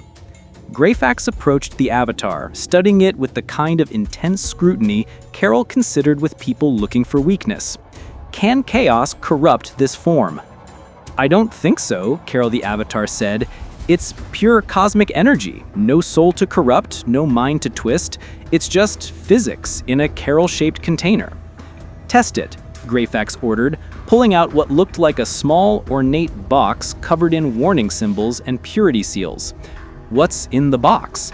Minor chaos artifact. Corrupted knife that normally touching it would start the corruption process in anyone without proper protection.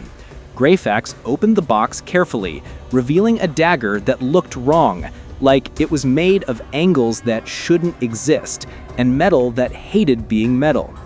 Carol the Avatar reached out and picked it up. The knife screamed, actually screamed, a sound like reality having a tantrum.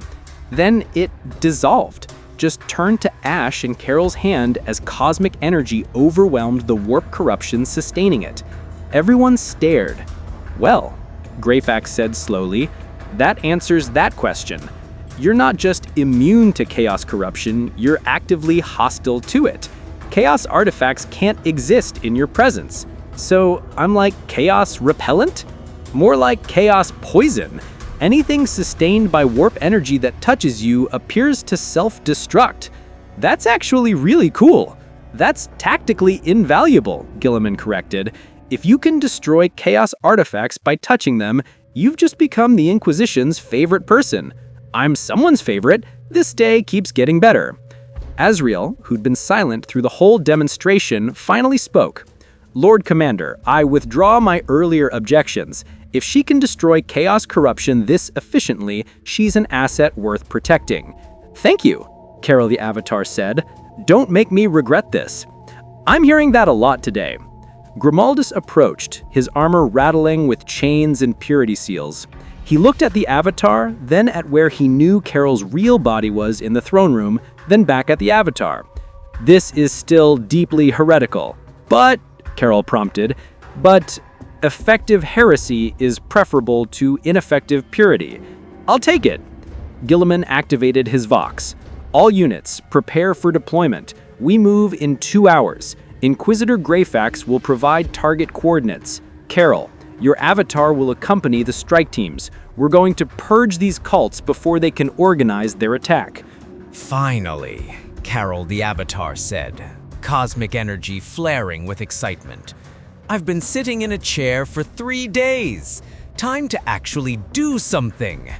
You've been maintaining the Astronomicon. Kolquan reminded her. Yes, and it's very important, and I'm very good at it, but it's also extremely boring. I'm a superhero. I need to punch things occasionally, or I get antsy. You're not a superhero, Grimaldus said. You're a strategic asset. I'm a strategic asset who punches things. Best of both worlds. As the forces prepared for deployment, Space Marines checking weapons, Inquisition agents reviewing intelligence, custodians establishing security protocols, Carol felt a surge of anticipation. Both versions of her, the one sitting on the throne maintaining the Astronomicon, and the one about to go hunt Chaos cultists through the Underhive of Terra. This was what she did. This was who she was. Not furniture, not a passive lighthouse, but a hero who fought when fighting was needed. The cultists wanted to corrupt her, turn her into a gateway for daemons. They were welcome to try. Spoiler alert, it wasn't going to go well for them. In the depths of Terra's Underhive, in shadow-shrouded chambers lit by flickering torches and decorated with symbols that hurt to look at, the cultists felt something. A presence, approaching, blazing with light that burned away darkness. They had prepared for this, had drawn their circles, spoken their prayers to the dark gods, readied their rituals. But as Carol Danvers' cosmic avatar descended into their lair, blazing like a binary star given human form, they realized something important. They had made a terrible mistake. The Underhive of Terra was exactly as cheerful as it sounded, which is to say, not at all. Carol's avatar descended through levels of the Imperial Palace that looked like they'd been designed by someone who'd seen a Gothic cathedral, a sewer system, and a maximum security prison and thought, let's combine all three and make it worse. This is deeply unpleasant, Carol the Avatar said, flying through corridors that smelled like despair and poor ventilation. This is the Underhive, Greyfax said, leading the strike force. 10,000 years of accumulated civilization built on top of itself. The lower you go, the older it gets, and the more forgotten. Behind them marched a kill team that would make reasonable people reconsider their life choices. 20 Imperial fists in full battle plate, 10 custodians because Kolquan had insisted, 30 Sisters of Battle who'd taken one look at Carol's avatar and decided it was either a miracle or heresy, and they'd purge it after the cultists if necessary. And Greyfax herself, armed with a power sword and a bolt pistol that looked like it had killed approximately all the things. Target is 3 levels down, Greyfax said, checking a data slate. Intelligence suggests a gathering of the cult of the Changing Eye, Chinch worshippers, approximately 40 cultists, possibly more. They've been kidnapping psychers for ritual purposes. What kind of ritual purposes? Carol asked, though she suspected she wouldn't like the answer. The kind where they open warp rifts and summon daemons. Standard Tuesday for chaos cults. Your Tuesdays are worse than mine, and I once fought a Skrull invasion on a Tuesday. They descended through a maintenance shaft that looked like it hadn't been maintained since approximately the year 30,000. Rust, decay, walls covered in graffiti that was definitely not in any language Carol recognized and probably shouldn't be read by people who valued their sanity. Is that writing moving? Carol asked, pointing at one particularly disturbing set of symbols. Don't look at it, a Sister of Battle warned. Chaos corruption, looking too long invites madness. Your universe is exhausting. You get used to it. That's even more concerning. They reached the target level. The corridor opened into a massive chamber that looked like a warehouse had been converted into the world's worst church. Makeshift altars, candles arranged in patterns that hurt Carol's eyes, and in the center, a circle of robed figures chanting in a language that sounded like someone was reading a dictionary backward while gargling broken glass. At the circle's center, a rift. Small, unstable, but definitely a tear in reality. Through it, Carol could see the warp, that screaming nightmare dimension, pressing against the barrier, trying to break through. There, Greyfax pointed. They're trying to summon a daemon. We interrupt them now. Heretics! One of the Imperial Fists bellowed, because Space Marines believed in the power of dramatic entrances. In the name of the Emperor, you are sentenced to death! The cultists spun around, and Carol got a good look at them and immediately regretted it. They were wrong.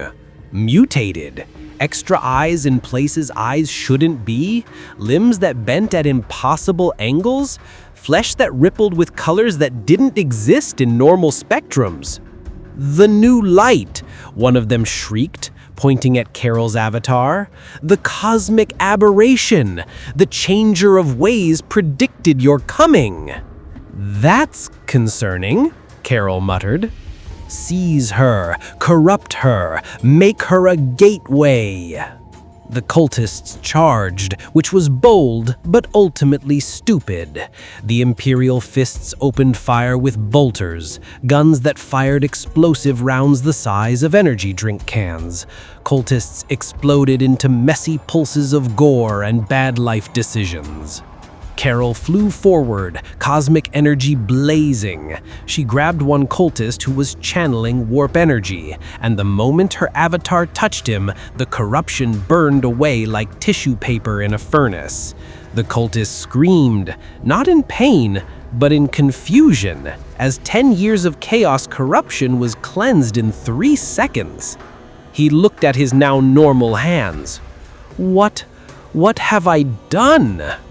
Made bad choices, but you're having a moment of clarity now, and then dodged as another cultist threw a fireball made of screaming faces. The warp fire hit her avatar and just stopped. Fizzled out. Cosmic energy and warp energy really did not mix. It was like watching oil and water have a fight, except the oil was made of physics and the water was made of nightmares. She cannot be corrupted, a cultist wailed. The rituals do not work. Yeah, I get that a lot, Carol shot back, blasting another cultist with a photon beam. The Sisters of Battle advanced with flamers, burning cultists and purifying corruption with holy fire. The custodians moved like golden death, their guardian spears cutting through mutated flesh with surgical precision. It was brutal, efficient, and absolutely terrifying to watch. Greyfax reached the warp rift, studying it with the practiced eye of someone who'd closed approximately 10,000 such rifts. Carol, the rift. Can you seal it like you did in the throne room? On it, Carol's avatar flew to the rift, cosmic energy gathering around her hands. She could feel the warp pressing through, daemons on the other side waiting to manifest. Something big, something that really wanted to say hello in the most violent way possible. She pushed cosmic energy into the rift. Reality screamed. The warp shrieked back. It was like trying to patch a hole in a dam while the water was actively trying to drown you. Come on, Carol muttered, pushing harder. Close, close! The rift resisted. Whatever was on the other side was pushing back, trying to keep it open.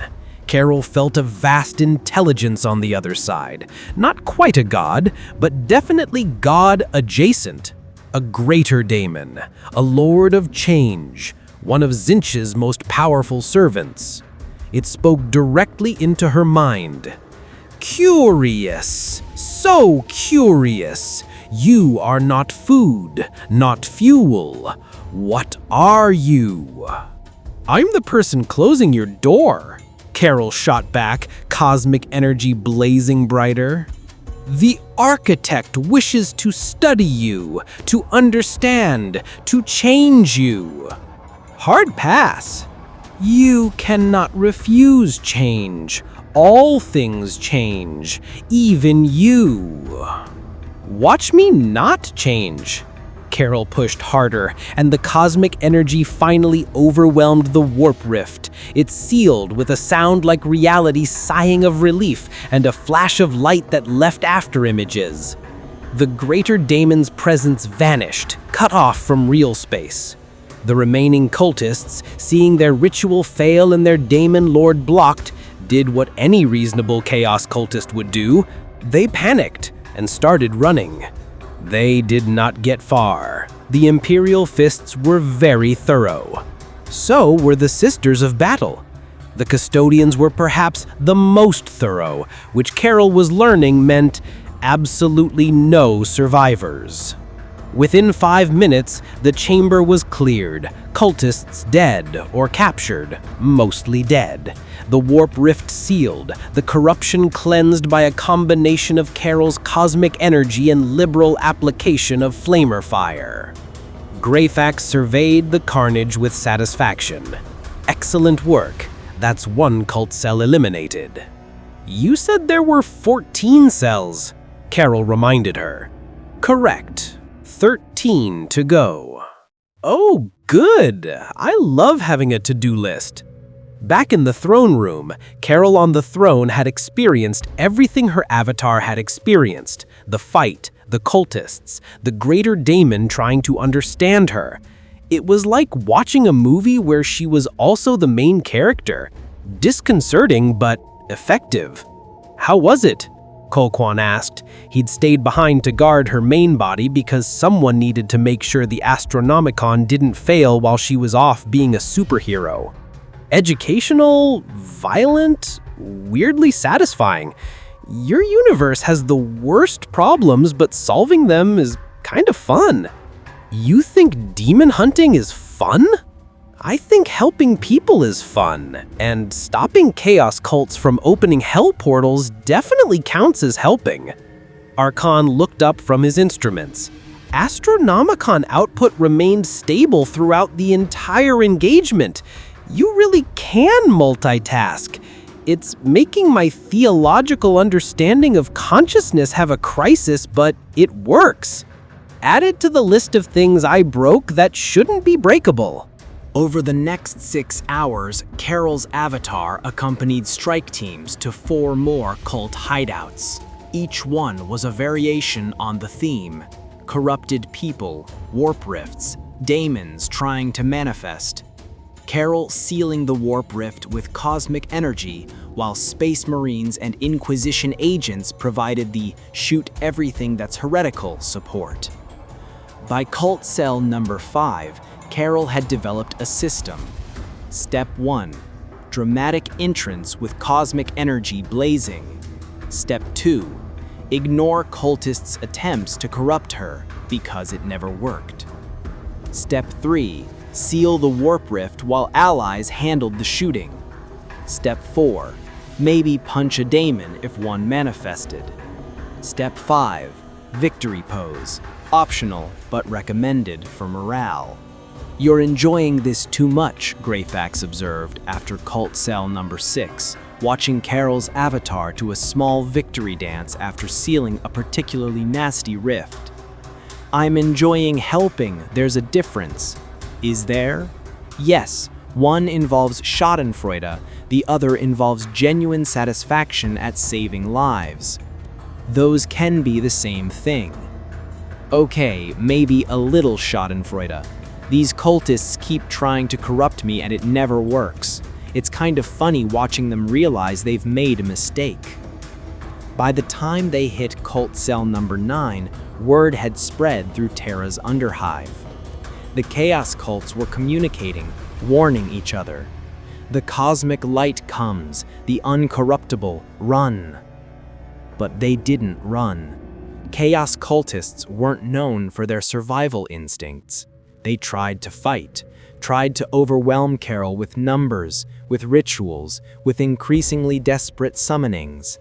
Nothing worked. Cult Cell 10 tried to ambush her with a possessed servitor. Carol's cosmic energy cleansed the possession so thoroughly the servitor rebooted to factory settings and started asking for basic input commands. Cult Cell 11 tried to trap her in a null field that would suppress psychic powers. It did nothing because she wasn't psychic.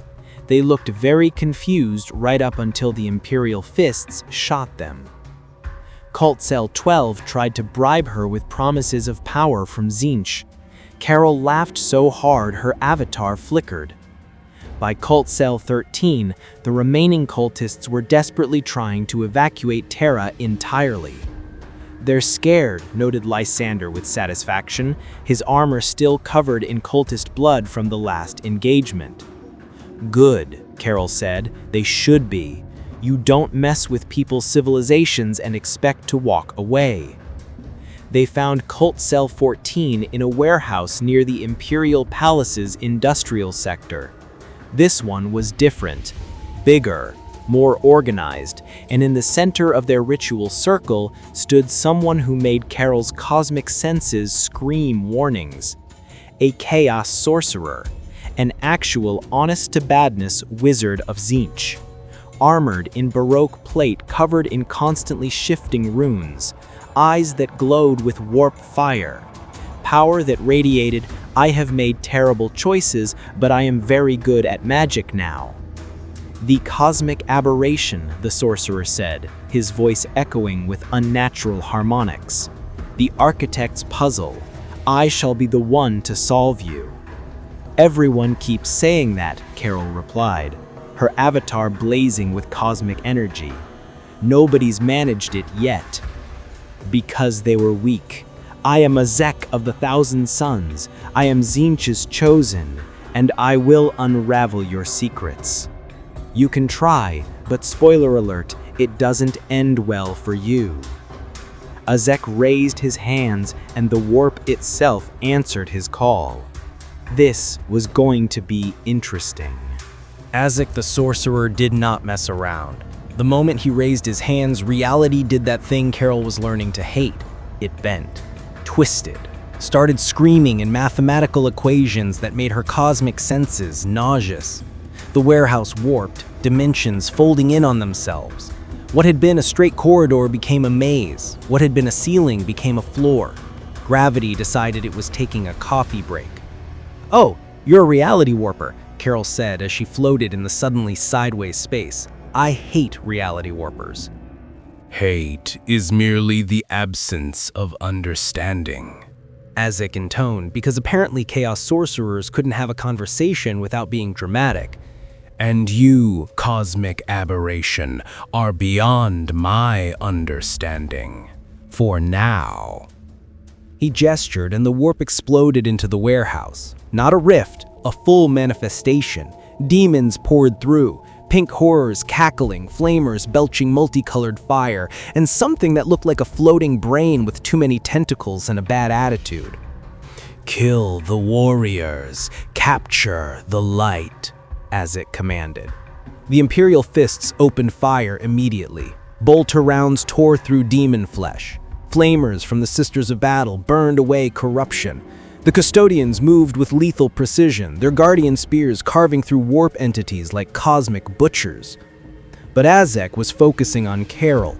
Warp fire, purple and wrong, shot toward her avatar. She blocked with cosmic energy. Fire and physics collided, creating a light show that would have been pretty if it weren't trying to kill everyone. "You're powerful," Carol admitted, dodging another blast. "I'll give you that, but you're still using warp energy. And warp energy doesn't work on me." All energy is the same, just different frequencies, Azek said, and suddenly the warp fire changed. It wasn't trying to burn her anymore, it was trying to analyze her, probe her, understand the cosmic energy that made her immune to chaos. Carol felt the intrusion like fingers made of wrongness trying to get inside her head, inside her power source. "Nope," she flared her cosmic energy, pushing back. My energy signature is copyrighted, thank you very much." The warp fire recoiled. Azek stumbled back, actually surprised. "Impossible. Every energy can be understood, decoded, changed." "Not this one. This is from a different universe, different physics. Your reality warping mumbo-jumbo doesn't have the right operating system." Carol flew forward, cosmic energy blazing around her fists. She threw a punch and her avatar's fist connected with Azek's face, and the impact sent him flying through 3 walls in what might have been a pocket dimension. The sorcerer crashed into a pile of corrupted machinery, his armor crackling with damaged wards. He stood up slowly, and Carol could see the glow in his eyes intensify. "Fascinating," he said, and he actually sounded impressed. "Pain. I have not felt pain in decades. The warp shields me from all suffering. But your cosmic energy bypasses my protections." "Yeah, that's kind of my thing. I'm a universal adapter problem solver, and right now you're the problem." Azek laughed. It was not a sane laugh. "The architect will be pleased. You are exactly as predicted, a variable that changes all equations. But change is Tzeentch's domain, and even you will change, cosmic aberration. Eventually." "Stop calling me that. I have a name. It's Carol." "Carol." Azek tasted the word like it was a new spell. "Carol Danvers, from another universe, another Earth. I have seen it in the warp's reflections, a place where humanity did not need the Emperor, where heroes wore colorful costumes and fought without faith." Carol froze. "You've seen my universe?" "The warp reflects all possibilities, all realities.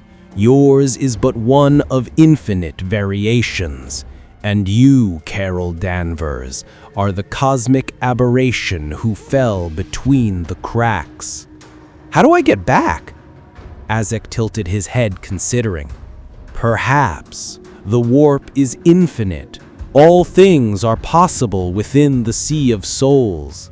But there is a price. There is always a price." "What price?" "Your cooperation.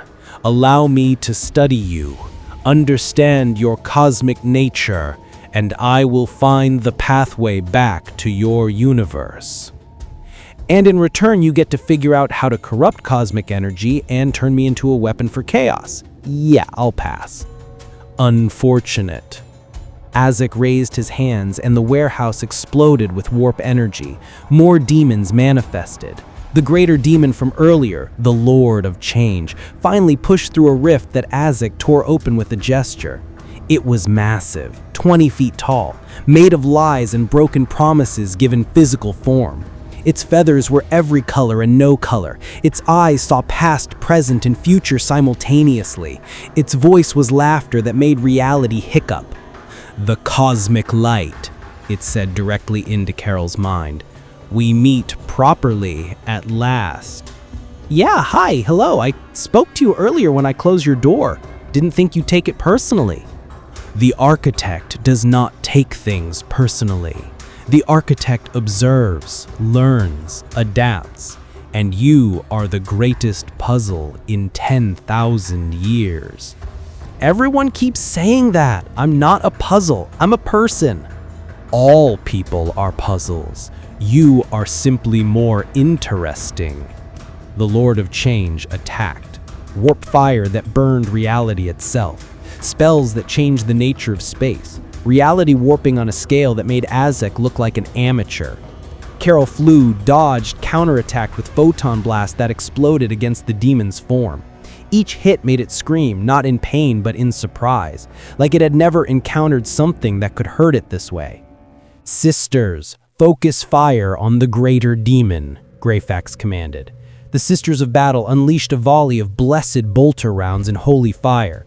The custodians moved with lethal precision, their guardian spears carving through warp entities like cosmic butchers. But Lysander and his Imperial Fists engaged the lesser demons. each bolt around finding targets with gene-enhanced precision.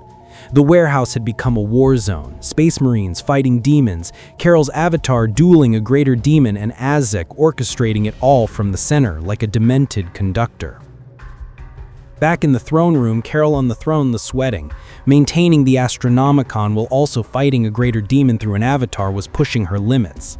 The split consciousness thing was straining. She could feel her focus wavering between the two bodies. "The Astronomicon is fluctuating," Arcan Povulus reported, panic in his binary voice. "She's pushing too hard." Ko Kwan was at Carol's side immediately. "Carol, pull back. Recall the avatar." "Can't. Greater demon. Have to finish this. You're going to burn out. Then I'll burn bright." In the warehouse, Carol's avatar blazed with cosmic energy so intense it was like a sun going supernova in slow motion. The Lord of Change recoiled, actually intimidated. "Impossible. Your power should be finite. You should have limits." Everyone keeps saying that. But here's the thing about cosmic energy. It's not finite. It's drawn from the universe itself. From stars, from supernovae, from the fundamental forces that hold reality together. I don't run out. I just burn brighter. Carol flew directly at the Lord of Change, cosmic energy gathering around her fists. The demon tried to dodge, tried to warp space to escape, but Carol was faster. She'd fought gods before. She'd tanked hits from Thanos. She'd flown through the corona of a sun. One greater demon wasn't going to stop her. Her fist connected with the demon's face, and cosmic energy exploded through its form. The demon screamed, a sound that echoed across dimensions, that made the warp itself recoil. "You cannot. I am eternal. I am change itself. And I'm the immovable object meeting your unstoppable force. Spoiler alert, I win." She pumped more cosmic energy into the demon, not trying to banish it, trying to destroy it, erase it from existence, burn away every connection it had to the warp, every thread of belief and fear that sustained it. The demon began to dissolve, not retreating back to the warp, actually dying, actually ceasing to exist. The architect will remember this. Good. Tell him I said hi. The greater demon dissolved into nothing, just gone, completely erased from reality. Every demon in the warehouse felt it. Their lord, their master was dead. Not banished, dead. And the thing that killed it was blazing like a binary star made of pure rage and determination. They ran, just fled back to the warp as fast as their ephemeral bodies could carry them. Azek stared at Carol's avatar, his eyes wide behind his helmet. "You killed it. Greater demons cannot die. They reform in the warp. They are eternal." "Not when I hit them, they're not," Carol said, turning to face him. "Cosmic energy doesn't just banish demons, it erases them. Completely. You want to keep fighting, or do you want to run while you still can?" The sorcerer considered, calculated, weighed his chances against someone who just killed a Lord of Change with her bare hands. "The architect's plan continues," Ottoman said finally. "You are exactly as predicted, a variable, a puzzle, and Tzeentch loves puzzles." He vanished, just teleported away in a flash of purple light and mathematical impossibilities. The warehouse fell silent except for the heavy breathing of Space Marines and the hum of Carol's cosmic energy. Greyfax lowered her bolt pistol slowly. You killed a greater demon. Permanently." "Yeah," Carol said, her avatar flickering. She was exhausted, stretched thin between two bodies. "Is that, bad? That's supposed to be impossible. Add it to the list." Back in the throne room, Carol on the throne collapsed back into the golden throne, gasping. The avatar dissolved, its energy returning to her main body. The Astronomicon stabilized immediately. Kokwon caught her before she could slide off the throne. That was reckless, dangerous, stupid. But effective, Carol managed. But effective, he agreed. Guilliman's voice crackled over the Vox. All Colt cells eliminated. Threats neutralized. Carol Danvers, you've successfully defended Terra from a coordinated chaos assault. Well done. Carol smiled weakly. Thanks. Can I have pizza now? We still don't have pizza. This universe is the worst. But despite the exhaustion, despite the strain, despite being stuck on a golden chair in another universe with 4 evil gods wanting her dead, Carol felt satisfied. She'd helped. She'd made a difference. She'd fought chaos and won. And somewhere in the warp, Tzeentch was laughing. The game had only just begun. 3 weeks into her tenure as the Imperium's most controversial piece of infrastructure, Carol had settled into what could generously be called a routine, and more accurately be called controlled chaos with occasional demon attacks. Her days followed a pattern. Maintain the Astronomicon. Ongoing, always. Review reports from across the Imperium. Boring but necessary. Practice avatar projection. Fun and useful. Argue with the Mechanicus about bodily autonomy. Daily occurrence. Train with custodians. Surprisingly enjoyable. And wait for the inevitable moment when Chaos tried something new. Today was that moment. Lord Commander Kokwon said, his voice carrying the tone of someone who was about to deliver bad news and knew it. We have a situation.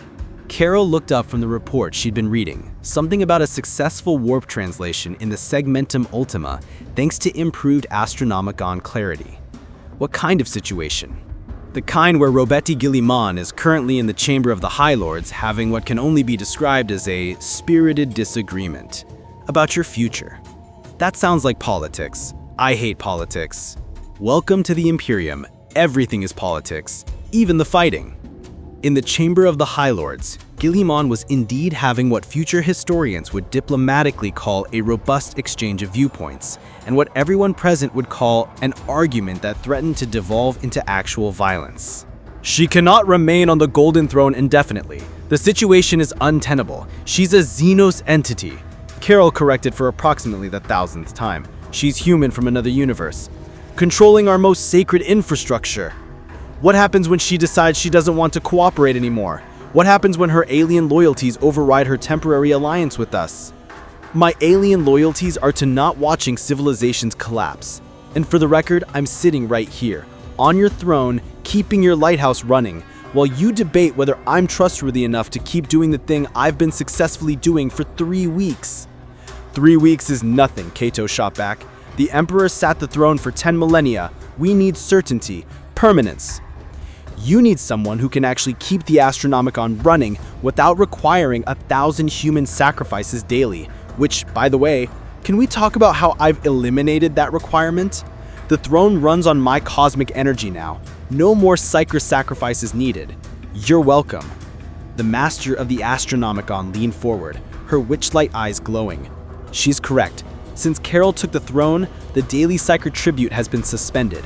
The throne's power draw comes entirely from her cosmic energy.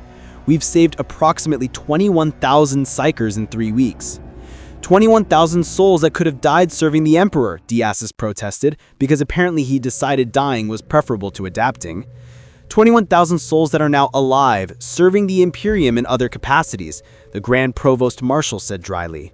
We've reassigned them to navigator houses, astropathic choirs, and military support positions. The efficiency gain is substantial. The Fabricator General's mechanodendrites twitch with what might have been excitement. Additionally, Carol Danvers has demonstrated capabilities beyond Astronomicon maintenance, warp rift sealing, demon destruction, chaos artifact neutralization. She is not merely a replacement for the Emperor's throne function. She is a strategic asset with applications across multiple Imperial operations. Which brings us to the central question, Guilliman said, his voice cutting through the arguments. What do we do long term? Carol wants to return to her universe. We want a sustainable solution for the Golden Throne. We need to find a way forward that serves both interests. There is no way forward, Cato insisted. She's bound to the throne. If she leaves, the Astronomicon fails. We're trapped in this arrangement. Unless we find an alternative power source, the Fabricator General said. My research teams have been analyzing Carol's cosmic energy signature. We believe we can, given sufficient time and resources, develop a synthetic substitute. How long? Guilliman asked. Conservatively, 500 years. The chamber went silent. That's not helpful, Carol said through the Vox. I'm aware. However, with Carol's cooperation, providing energy samples, allowing non-invasive scans, and sharing technical data about her power source, we could potentially reduce that timeline to 50 years. Still not great, but better. There is another option, the Master of the Astronomicon said quietly. We could attempt to restore the Emperor. Everyone turned to stare at her. Explain, Guilliman said carefully. The Emperor's consciousness still exists within the Golden Throne, fragmented, weakened, but present. With Carol's cosmic energy as a stabilizing force, we might be able to reconstitute his psychic essence, heal what 10,000 years have broken. You want to resurrect the Emperor, Cato said slowly, like he was afraid saying it too loud would make the idea explode. Not resurrect, restore. There's a difference. His body is beyond saving, has been for millennia, but his psychic essence, that might be recoverable. Guilliman looked at the Vox speaker. Carol, you're connected to the throne more intimately than anyone. Is this possible? Carol was quiet for a moment. Back in the throne room, she closed her eyes, extending her cosmic senses into the Golden Throne's deepest functions. She could feel it, that vast ancient presence, the Emperor, not gone, just scattered, like a shattered mirror that still reflected light, but the image was fractured, not coherent anymore, not organized. If she could gather the fragments, use cosmic energy to bind them together. Maybe, she said finally. I can feel him. It's like, imagine a person's consciousness as a computer file that got corrupted and fragmented across 1,000 hard drives. The data's still there, but it's not coherent anymore, not organized. If I could gather the fragments, use cosmic energy to bind them together. You could bring back the God Emperor of mankind, Diasis whispered, and for once he sounded genuinely awed instead of just loud. I could try, Carol corrected. No guarantees. And it would take time, lots of time and energy, and I'd have to be very, very careful not to accidentally erase what's left of him while trying to fix it. But it's possible, Guilliman said. It's possible. The chamber erupted into discussion. Some High Lords were excited. The return of the Emperor would solve every problem, in theory. Some were terrified. What if it went wrong? What if the restored Emperor was different, changed? Some were suspicious. What if this was a trick by Carol to gain more power? Guilliman let them argue for exactly 30 seconds before raising his hand for silence. Here's what we're going to do. The Fabricator General will continue research into alternative power sources. The Master of the Astronomicon will work with Carol to explore the possibility of restoring the Emperor, and Carol will continue maintaining the throne while we pursue both options simultaneously. And if both options fail, Cato asked, then we deal with that when it happens. For now we have a functioning Astronomicon, a defender against chaos, and hope for a better future. That's more than we've had in 10,000 years. The High Lords grudgingly accepted this. Some because they agreed, some because arguing with the Primarch was generally a bad life choice. As they filed out, Guilliman remained behind, staring at the Vox speaker. Carol? Yeah? Thank you. Thank you for agreeing to try. For not demanding we find you a way home immediately. Consequences be damned. I'm a hero, Guilliman. We don't bail when people need us. It's kind of our whole thing. Your universe is very different from ours. My universe has problems too, just different flavors of problems. But we try. We help. We save who we can. Pause. Besides, if I can restore your Emperor, get you back your founder, give this Imperium back the guy who started it all, that's worth staying a little longer. A little longer might be decades. Then it's decades. I've got time. I'm functionally immortal thanks to cosmic energy. What's a few decades when we're talking about saving trillions of lives? Guilliamon smiled. It was small, barely noticeable, but it was there. You really are a hero. I try. After Guilliamon left, Carol sat on the golden throne and felt the weight of her decision. She was committing to staying, potentially for years, potentially for decades, away from home, away from friends, away from everything familiar. But she'd also be helping, making a difference, saving lives on a scale that even the Avengers never managed. It was worth it. Back in her own universe, time was probably passing differently. Dimensional physics were weird that way. Maybe she'd been gone for seconds, maybe years. Maybe her friends were looking for her. Maybe they thought she was dead. She'd find a way back eventually. She always did. But for now, she had a job to do. "All right, big guy," she said, addressing the Emperor's fragmented consciousness. "Let's see if we can put you back together. But first, we've got incoming." Because of course they did. The alarms started blaring. Not demon alarms, something worse.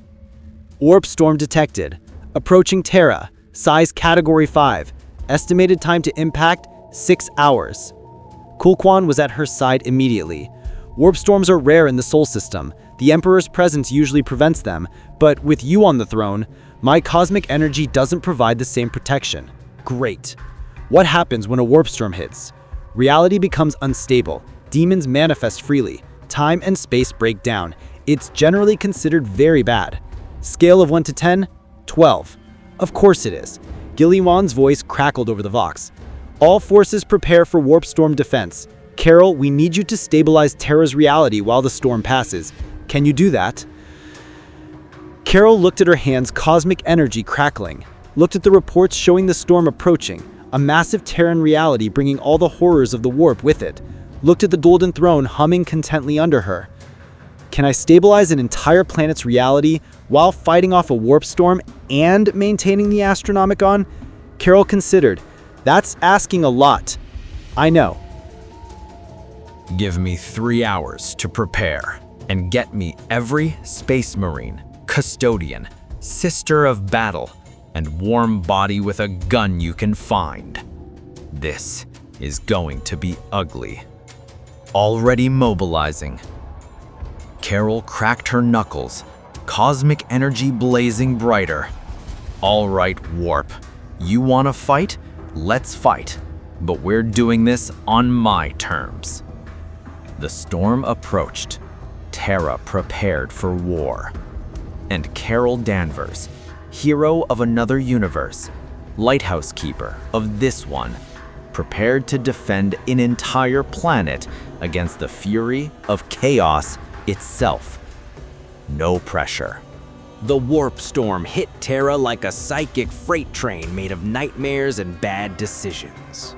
Carol felt it through the Astronomicon first, a massive pressure against reality, like the universe was being squeezed from the outside. The sky above the Imperial Palace turned colors that shouldn't exist. Purple that tasted like copper, green that sounded like screaming, a shade of red that made your teeth hurt just looking at it.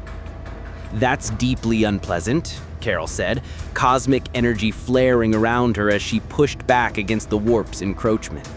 "Also, how is the sky making sounds? That's not how physics works." "The warp doesn't care about physics," Kulquan said, his guardian spear already blazing with energy. Around them, the throne room had been fortified to the point where it looked less like a ceremonial chamber and more like a military bunker that someone accidentally built inside a cathedral. 50 custodians in formation, 20 sisters of battle with flamers and bolters, 10 tech priests frantically monitoring instruments that were screaming warnings, and 500 Imperial fists, because Lysander had decided that sufficient firepower meant enough to fight a small war. "Reality integrity at 73% and falling," a tech priest announced, his mechadendrites typing faster than should be mechanically possible. "Carol," Guillimon's voice came through the Vox. He was coordinating defense across the entire planet. Millions of soldiers, thousands of space marines, billions of civilians who had no idea they were about to be invaded by conceptual evil. Working on it, Carol closed her eyes, extending her cosmic awareness outward. The Astronomicon was blazing at full power, a lighthouse in the storm. But lighthouses weren't designed to repel storms, they were designed to show ships the way through them. She needed to do more. She needed to become a shield. Carol pushed. Cosmic energy flowed outward from the Golden Throne, spreading across Terra like a net made of starlight and hard physics. Where it touched reality, the warp recoiled. Where it met the storm, the two forces collided with sounds that made everyone in the throne room wince. Reality integrity stabilizing, now at 75%, 78, 82. She's holding it, the tech priest reported. How long can you maintain this? Colquhoun asked. However long I need to, Carol said through gritted teeth. It was like holding back a tsunami with her bare hands. Possible, but not easy. Just keep the demons off me when they start manifesting. When? Colquhoun repeated. You said warp storms make demons manifest freely, right? They're coming any second now. As if on cue, reality tore open. Not one rift, dozens, hundreds. All across Terra, the barrier between real space and the warp shredded like tissue paper in a hurricane. And through the tears came demons. Pink horrors cackling with mad glee, bloodletters of Khorne roaring for skulls, plague bearers of Nurgle shambling forward with diseased enthusiasm, demonettes of Slaanesh dancing through the tears with disturbing grace. All four Chaos Gods had decided to crash the party. Contact, Lysander roared. All units, engage! The Imperial fists opened fire. Bolter rounds tore through demon flesh. Blessed ammunition exploded inside warp entities, banishing them back to the hell they came from. The Sisters of Battle advanced with flamers blazing, holy fire cleansing corruption. The Custodians formed an unbreakable wall around the Golden Throne, their guardian spears cutting through any demon that got close. Colquhoun fought at their center, his blade work so precise it looked choreographed. And Carol sat on the throne, maintaining Terra's reality with one portion of her consciousness, while simultaneously projecting her avatar to fight alongside the defenders. Multitasking, Carol the Avatar shouted cheerfully as she grabbed a bloodletter by the face and pumped it full of cosmic energy until it exploded into disappointed rage. I'm very good at multitasking. Focus on the shield, Guilliman's voice commanded through the Vox. Reports coming in from across Terra. Your cosmic barrier is holding, but it's thin in places. Strengthen the gaps. Carol split her attention three ways: maintaining the Astronomicon, holding Terra's reality together, and fighting through her avatar. It was like playing 3 video games simultaneously while also doing calculus and probably filing taxes. She was managing, barely. A greater demon manifested in the throne room, a bloodthirster of Khorne, 20 feet of pure rage and murder made manifest. It saw Carol on the throne and charged with a roar that shattered windows and made several tech priests faint. Blood for the blood god, it bellowed. How about no? Carol the Avatar intercepted it mid-charge, cosmic fist meeting demon face. The impact created a shockwave that knocked over 3 custodians and made everyone's ears ring. The bloodthirster staggered back, actually stunned. Carol had fought gods before. This thing was tough, but it wasn't Thanos tough. You're big, Carol observed, dodging a swing from the demon's axe that would have split a tank in half. And angry, very angry. Have you considered therapy? Blood, skulls, murder, the bloodthirster articulatedly explained. Yeah, you need therapy. Carol flew up, gathered cosmic energy, and hit the demon with the photon blast at point-blank range. The bloodthirster roared, not in pain, but in something like respect. It recognized a warrior when it saw one. Then it tried to kill her harder. They fought across the throne room, demon and cosmic hero, violence incarnate versus immovable defender. The Bloodthirster was strong, fast, and absolutely committed to the whole murder thing. Carol was faster, could fly, and had the advantage of not being insane. Custodians, support fire, Kolquan commanded. Guardian spears blazed, energy bolts hitting the demon from multiple angles. It slowed the creature down, annoyed it, made it vulnerable for just a moment. Carol took the opening. She flew through the demon's guard, both hands blazing with cosmic energy, and grabbed it by the horns. "I've fought the Hulk," she said conversationally, as cosmic energy poured into the demon's skull. "I've arm-wrestled Thor. I've tanked hits from Thanos. You're Tuesday." The Bloodthirster screamed as cosmic energy burned away its connection to the warp. Just like the Lord of the Change before it, the demon didn't vanish. It died. Completely, permanently. It dissolved into nothing. And Carol the Avatar landed, flickering but functional. "One down," she announced. "How many more?" "Approximately several thousand across Terra," a tech priest helpfully informed her. "That's not a number. It's a very large number." Back on the throne, Carol Prime was feeling the strain. Holding Terra's reality together was taking everything she had. The cosmic shield was working, preventing full demonic manifestation, but it was like holding back an ocean with a force field. Possible, but not easy. "Guilliman," she gasped through the Vox, "I can't maintain this indefinitely. The storm's too big, too much warp energy. I need backup plan." "What kind of backup plan?" Carol had an idea. It was probably insane. It was definitely dangerous, but she was running out of options. "I'm going to close the storm." "You're going to what?" "The storm is just a massive warp rift, right? A tear in reality. I've been sealing smaller rifts all week. This is just bigger." "Much bigger," Kolquan said, catching on to what she was suggesting. "Carol, that storm is the size of a continent. The energy required to seal that would probably kill me. Yeah, but my avatar would die. My main body would survive. Probably. Maybe. Hopefully. Those are not reassuring odds. They're the only odds I've got." Guilliman was silent for a long moment. Then, "Do it, but be careful. We need you alive." "I'll try my best not to die. It's on my to-do list right after Save Terra and before Find Pizza." Carol's avatar flew upward, through the throne room's ceiling, she'd apologize for the property damage later, through the Imperial Palace, into the storm-racked sky above Terra. From here, she could see the full scope of the warp storm. It was massive, a swirling vortex of wrong that covered half the planet. Through it, she could see the warp itself. The 4 Chaos Gods watching, waiting, testing her limits. "Hey," she shouted at them, cosmic energy blazing like a binary star. "You want to fight? Fight me. Not them, not Terra, me."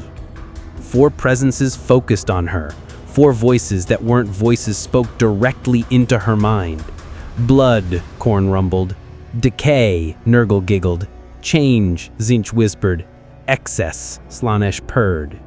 "Yeah, you're all terrible and I hate you, but here's something you should know about heroes from my universe. We don't quit, we don't surrender, and we definitely don't let evil gods destroy planets while we're around to stop it."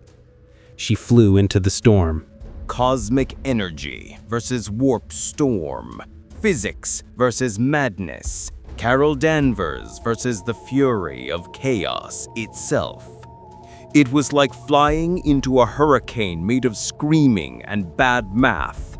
The warp pressed against her from all sides, trying to corrupt, trying to change, trying to break her down into component concepts and rebuild her wrong. It failed. Cosmic energy was still incompatible with warp energy. They couldn't corrupt what they couldn't touch, but they could overwhelm. Carol felt her avatar starting to destabilize. The energy cost of fighting the storm was enormous. She was being pulled apart, her consciousness fragmenting under the strain. But she could see it, the center of the storm, the tear in reality where the warp was bleeding through strongest. If she could reach it, if she could seal it. "Carol!" called Quan's voice through the Vox. "Your vital signs are critical! Pull back!" "Can't," Carol gasped. "Almost there." She pushed forward, cosmic energy blazing, avatar flickering, consciousness splitting between her main body on the throne and her projection in the storm. She reached the center. The tear was massive, a wound in reality the size of a city. Through it, she could see the warp in its full horror, infinite chaos, eternal madness, the raw stuff of nightmares given form. And sitting in that chaos, watching her, the 4 chaos gods. They weren't attacking anymore. They were observing, curious. This was a test. They wanted to see what she'd do. "Fine," Carol said. "I'll show you." She gathered every bit of cosmic energy she had, every photon, every particle, every quantum of power stored in her body. The avatar blazed so bright it could be seen from orbit, a binary star born in Terra's sky. And then she released it all at once. Cosmic energy exploded outward, a shockwave of pure physics that slammed into the warp rift.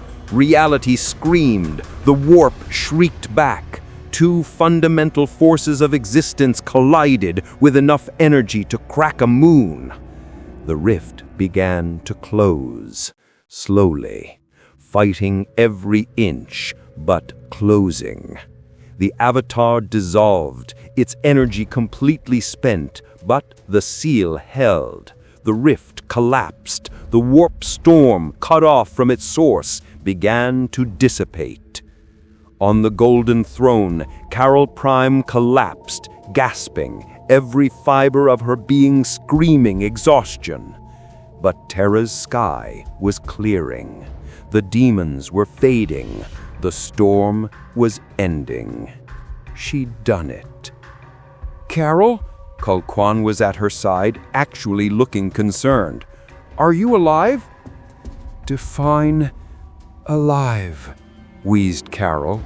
"Breathing, conscious, not dissolving into cosmic particles."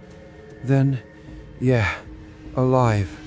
Very tired, but alive." Across Terra, defenders cheered. The storm was gone. The demons were banished. Terra stood.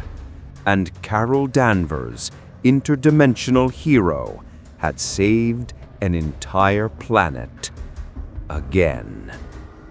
"I think," she said slowly, "I've earned that pizza." "We still don't have pizza," reminded Quan. "Then someone better invent it, because I just closed a continent-sized hell portal. I deserve carbs." Gerleman's voice, warm with relief and something that might have been pride. "Carol Danvers, on behalf of the Imperium of Man, the High Lords of Terra, and every soul on this planet, thank you." "You're welcome. Now, someone teach your chefs about Italian food, please." In the warp, the 4 chaos gods withdrew, satisfied. The test was complete. The cosmic aberration had proven herself powerful, incorruptible, dangerous. She would be fun to play with later. For now, they would watch and rate and plan. Because in the grim darkness of the 41st millennium, there is only war. But sometimes, just sometimes, there are also heroes. and Carol Danvers was definitely one of them. 3 months after closing a continent-sized warp storm, Carol Danvers sat on the Golden Throne and reflected on the absolutely ridiculous turn her life had taken. She'd gone from Air Force pilot to cosmic superhero to Avenger to interdimensional lighthouse keeper and daemon fighting furniture. It wasn't the strangest career progression she could imagine, but it was definitely in the top 3. The throne room had become something like home. The custodians no longer looked at her with quite as much suspicion. Colquhoun had even started what might generously be called friendly conversation, which in custodian terms meant he occasionally told her about battles he'd fought, instead of just standing in stoic silence. The tech priests had mostly stopped trying to steal her DNA. The Sisters of Battle had started leaving small offerings at the base of the throne, prayer scripts and purity seals, which Carol found touching, even if she didn't entirely understand the theology. And Guilliman, the Primarch, visited regularly, bringing reports, discussing strategy, and occasionally just sitting in companionable silence while doing administrative work that would have broken a lesser being's spirit. "Status report," he asked during one such visit, stylus moving across a data slate with practiced efficiency. "Astronomicon running at 107% efficiency. Navigation reports from across the Segmentum Solar show 0 errors in the last 48 hours. I've sealed 3 minor warp rifts this week. Cult activity is way down since we cleared out those 14 cells. And I think I'm getting better at projecting my avatar. Made it all the way to the training yard and back without getting tired." Impressive. Guilliman looked up from his work. "And the Emperor? Any progress on restoration?" Carol's expression grew thoughtful. "Maybe. I've been working with the Master of the Astronomicon, carefully gathering the fragments of his consciousness. It's slow going, like doing surgery on someone's soul while they're also somehow powering a galaxy-spanning lighthouse. But I can feel him more clearly now, less scattered, more present." "Does he communicate?" "Sometimes, not in words. More like impressions, feelings. Yesterday I got what I'm pretty sure was approval when I sealed that rift in Sector 7 Gamma." "The Emperor approved of your work." Guilliman smiled slightly. "That's more communication than he's managed in 10,000 years." "I'm taking it as a win." A comfortable silence fell. Carol maintained the Astronomicon, second nature now, like breathing. Guilliman continued his paperwork. Outside, Terra spun on, its billions of inhabitants unaware that a woman from another universe was the only thing standing between them and darkness. "Carol," Guilliman said, eventually, "I've been meaning to ask, do you regret it, staying? You could have demanded we find you a way home immediately, could have refused to help. You didn't owe us anything." Carol considered the question, thought about her universe, her friends, her life, her cat, who was probably being fed by Monica, hopefully. Thought about what she was doing here, saving trillions of lives, fighting chaos, keeping an entire civilization running. "No," she said finally, "I don't regret it. This is what heroes do, Guilliman. We help. We save who we can. Doesn't matter if it's our universe or someone else's. Doesn't matter if we're fighting Thanos or Chaos Gods. Someone needs help. We help. Your universe produces remarkable people. So does yours. You're fighting an impossible war against impossible odds, and you've been doing it for 10,000 years. That's not just remarkable, that's heroic on a scale my universe never had to manage. We do what we must. So do I. Another silence. This one felt significant, like a moment of mutual understanding between two warriors from different worlds who'd somehow ended up fighting the same fight. The Vox crackled. Throne room, this is the orbital defense station. We're detecting a stable warp translation in the outer system. Single ship, transmitting ultramarine identification codes. It's the Macrog's Honor. Guilliman stood immediately. That's my flagship. I didn't authorize any movements. Incoming Vox from the vessel.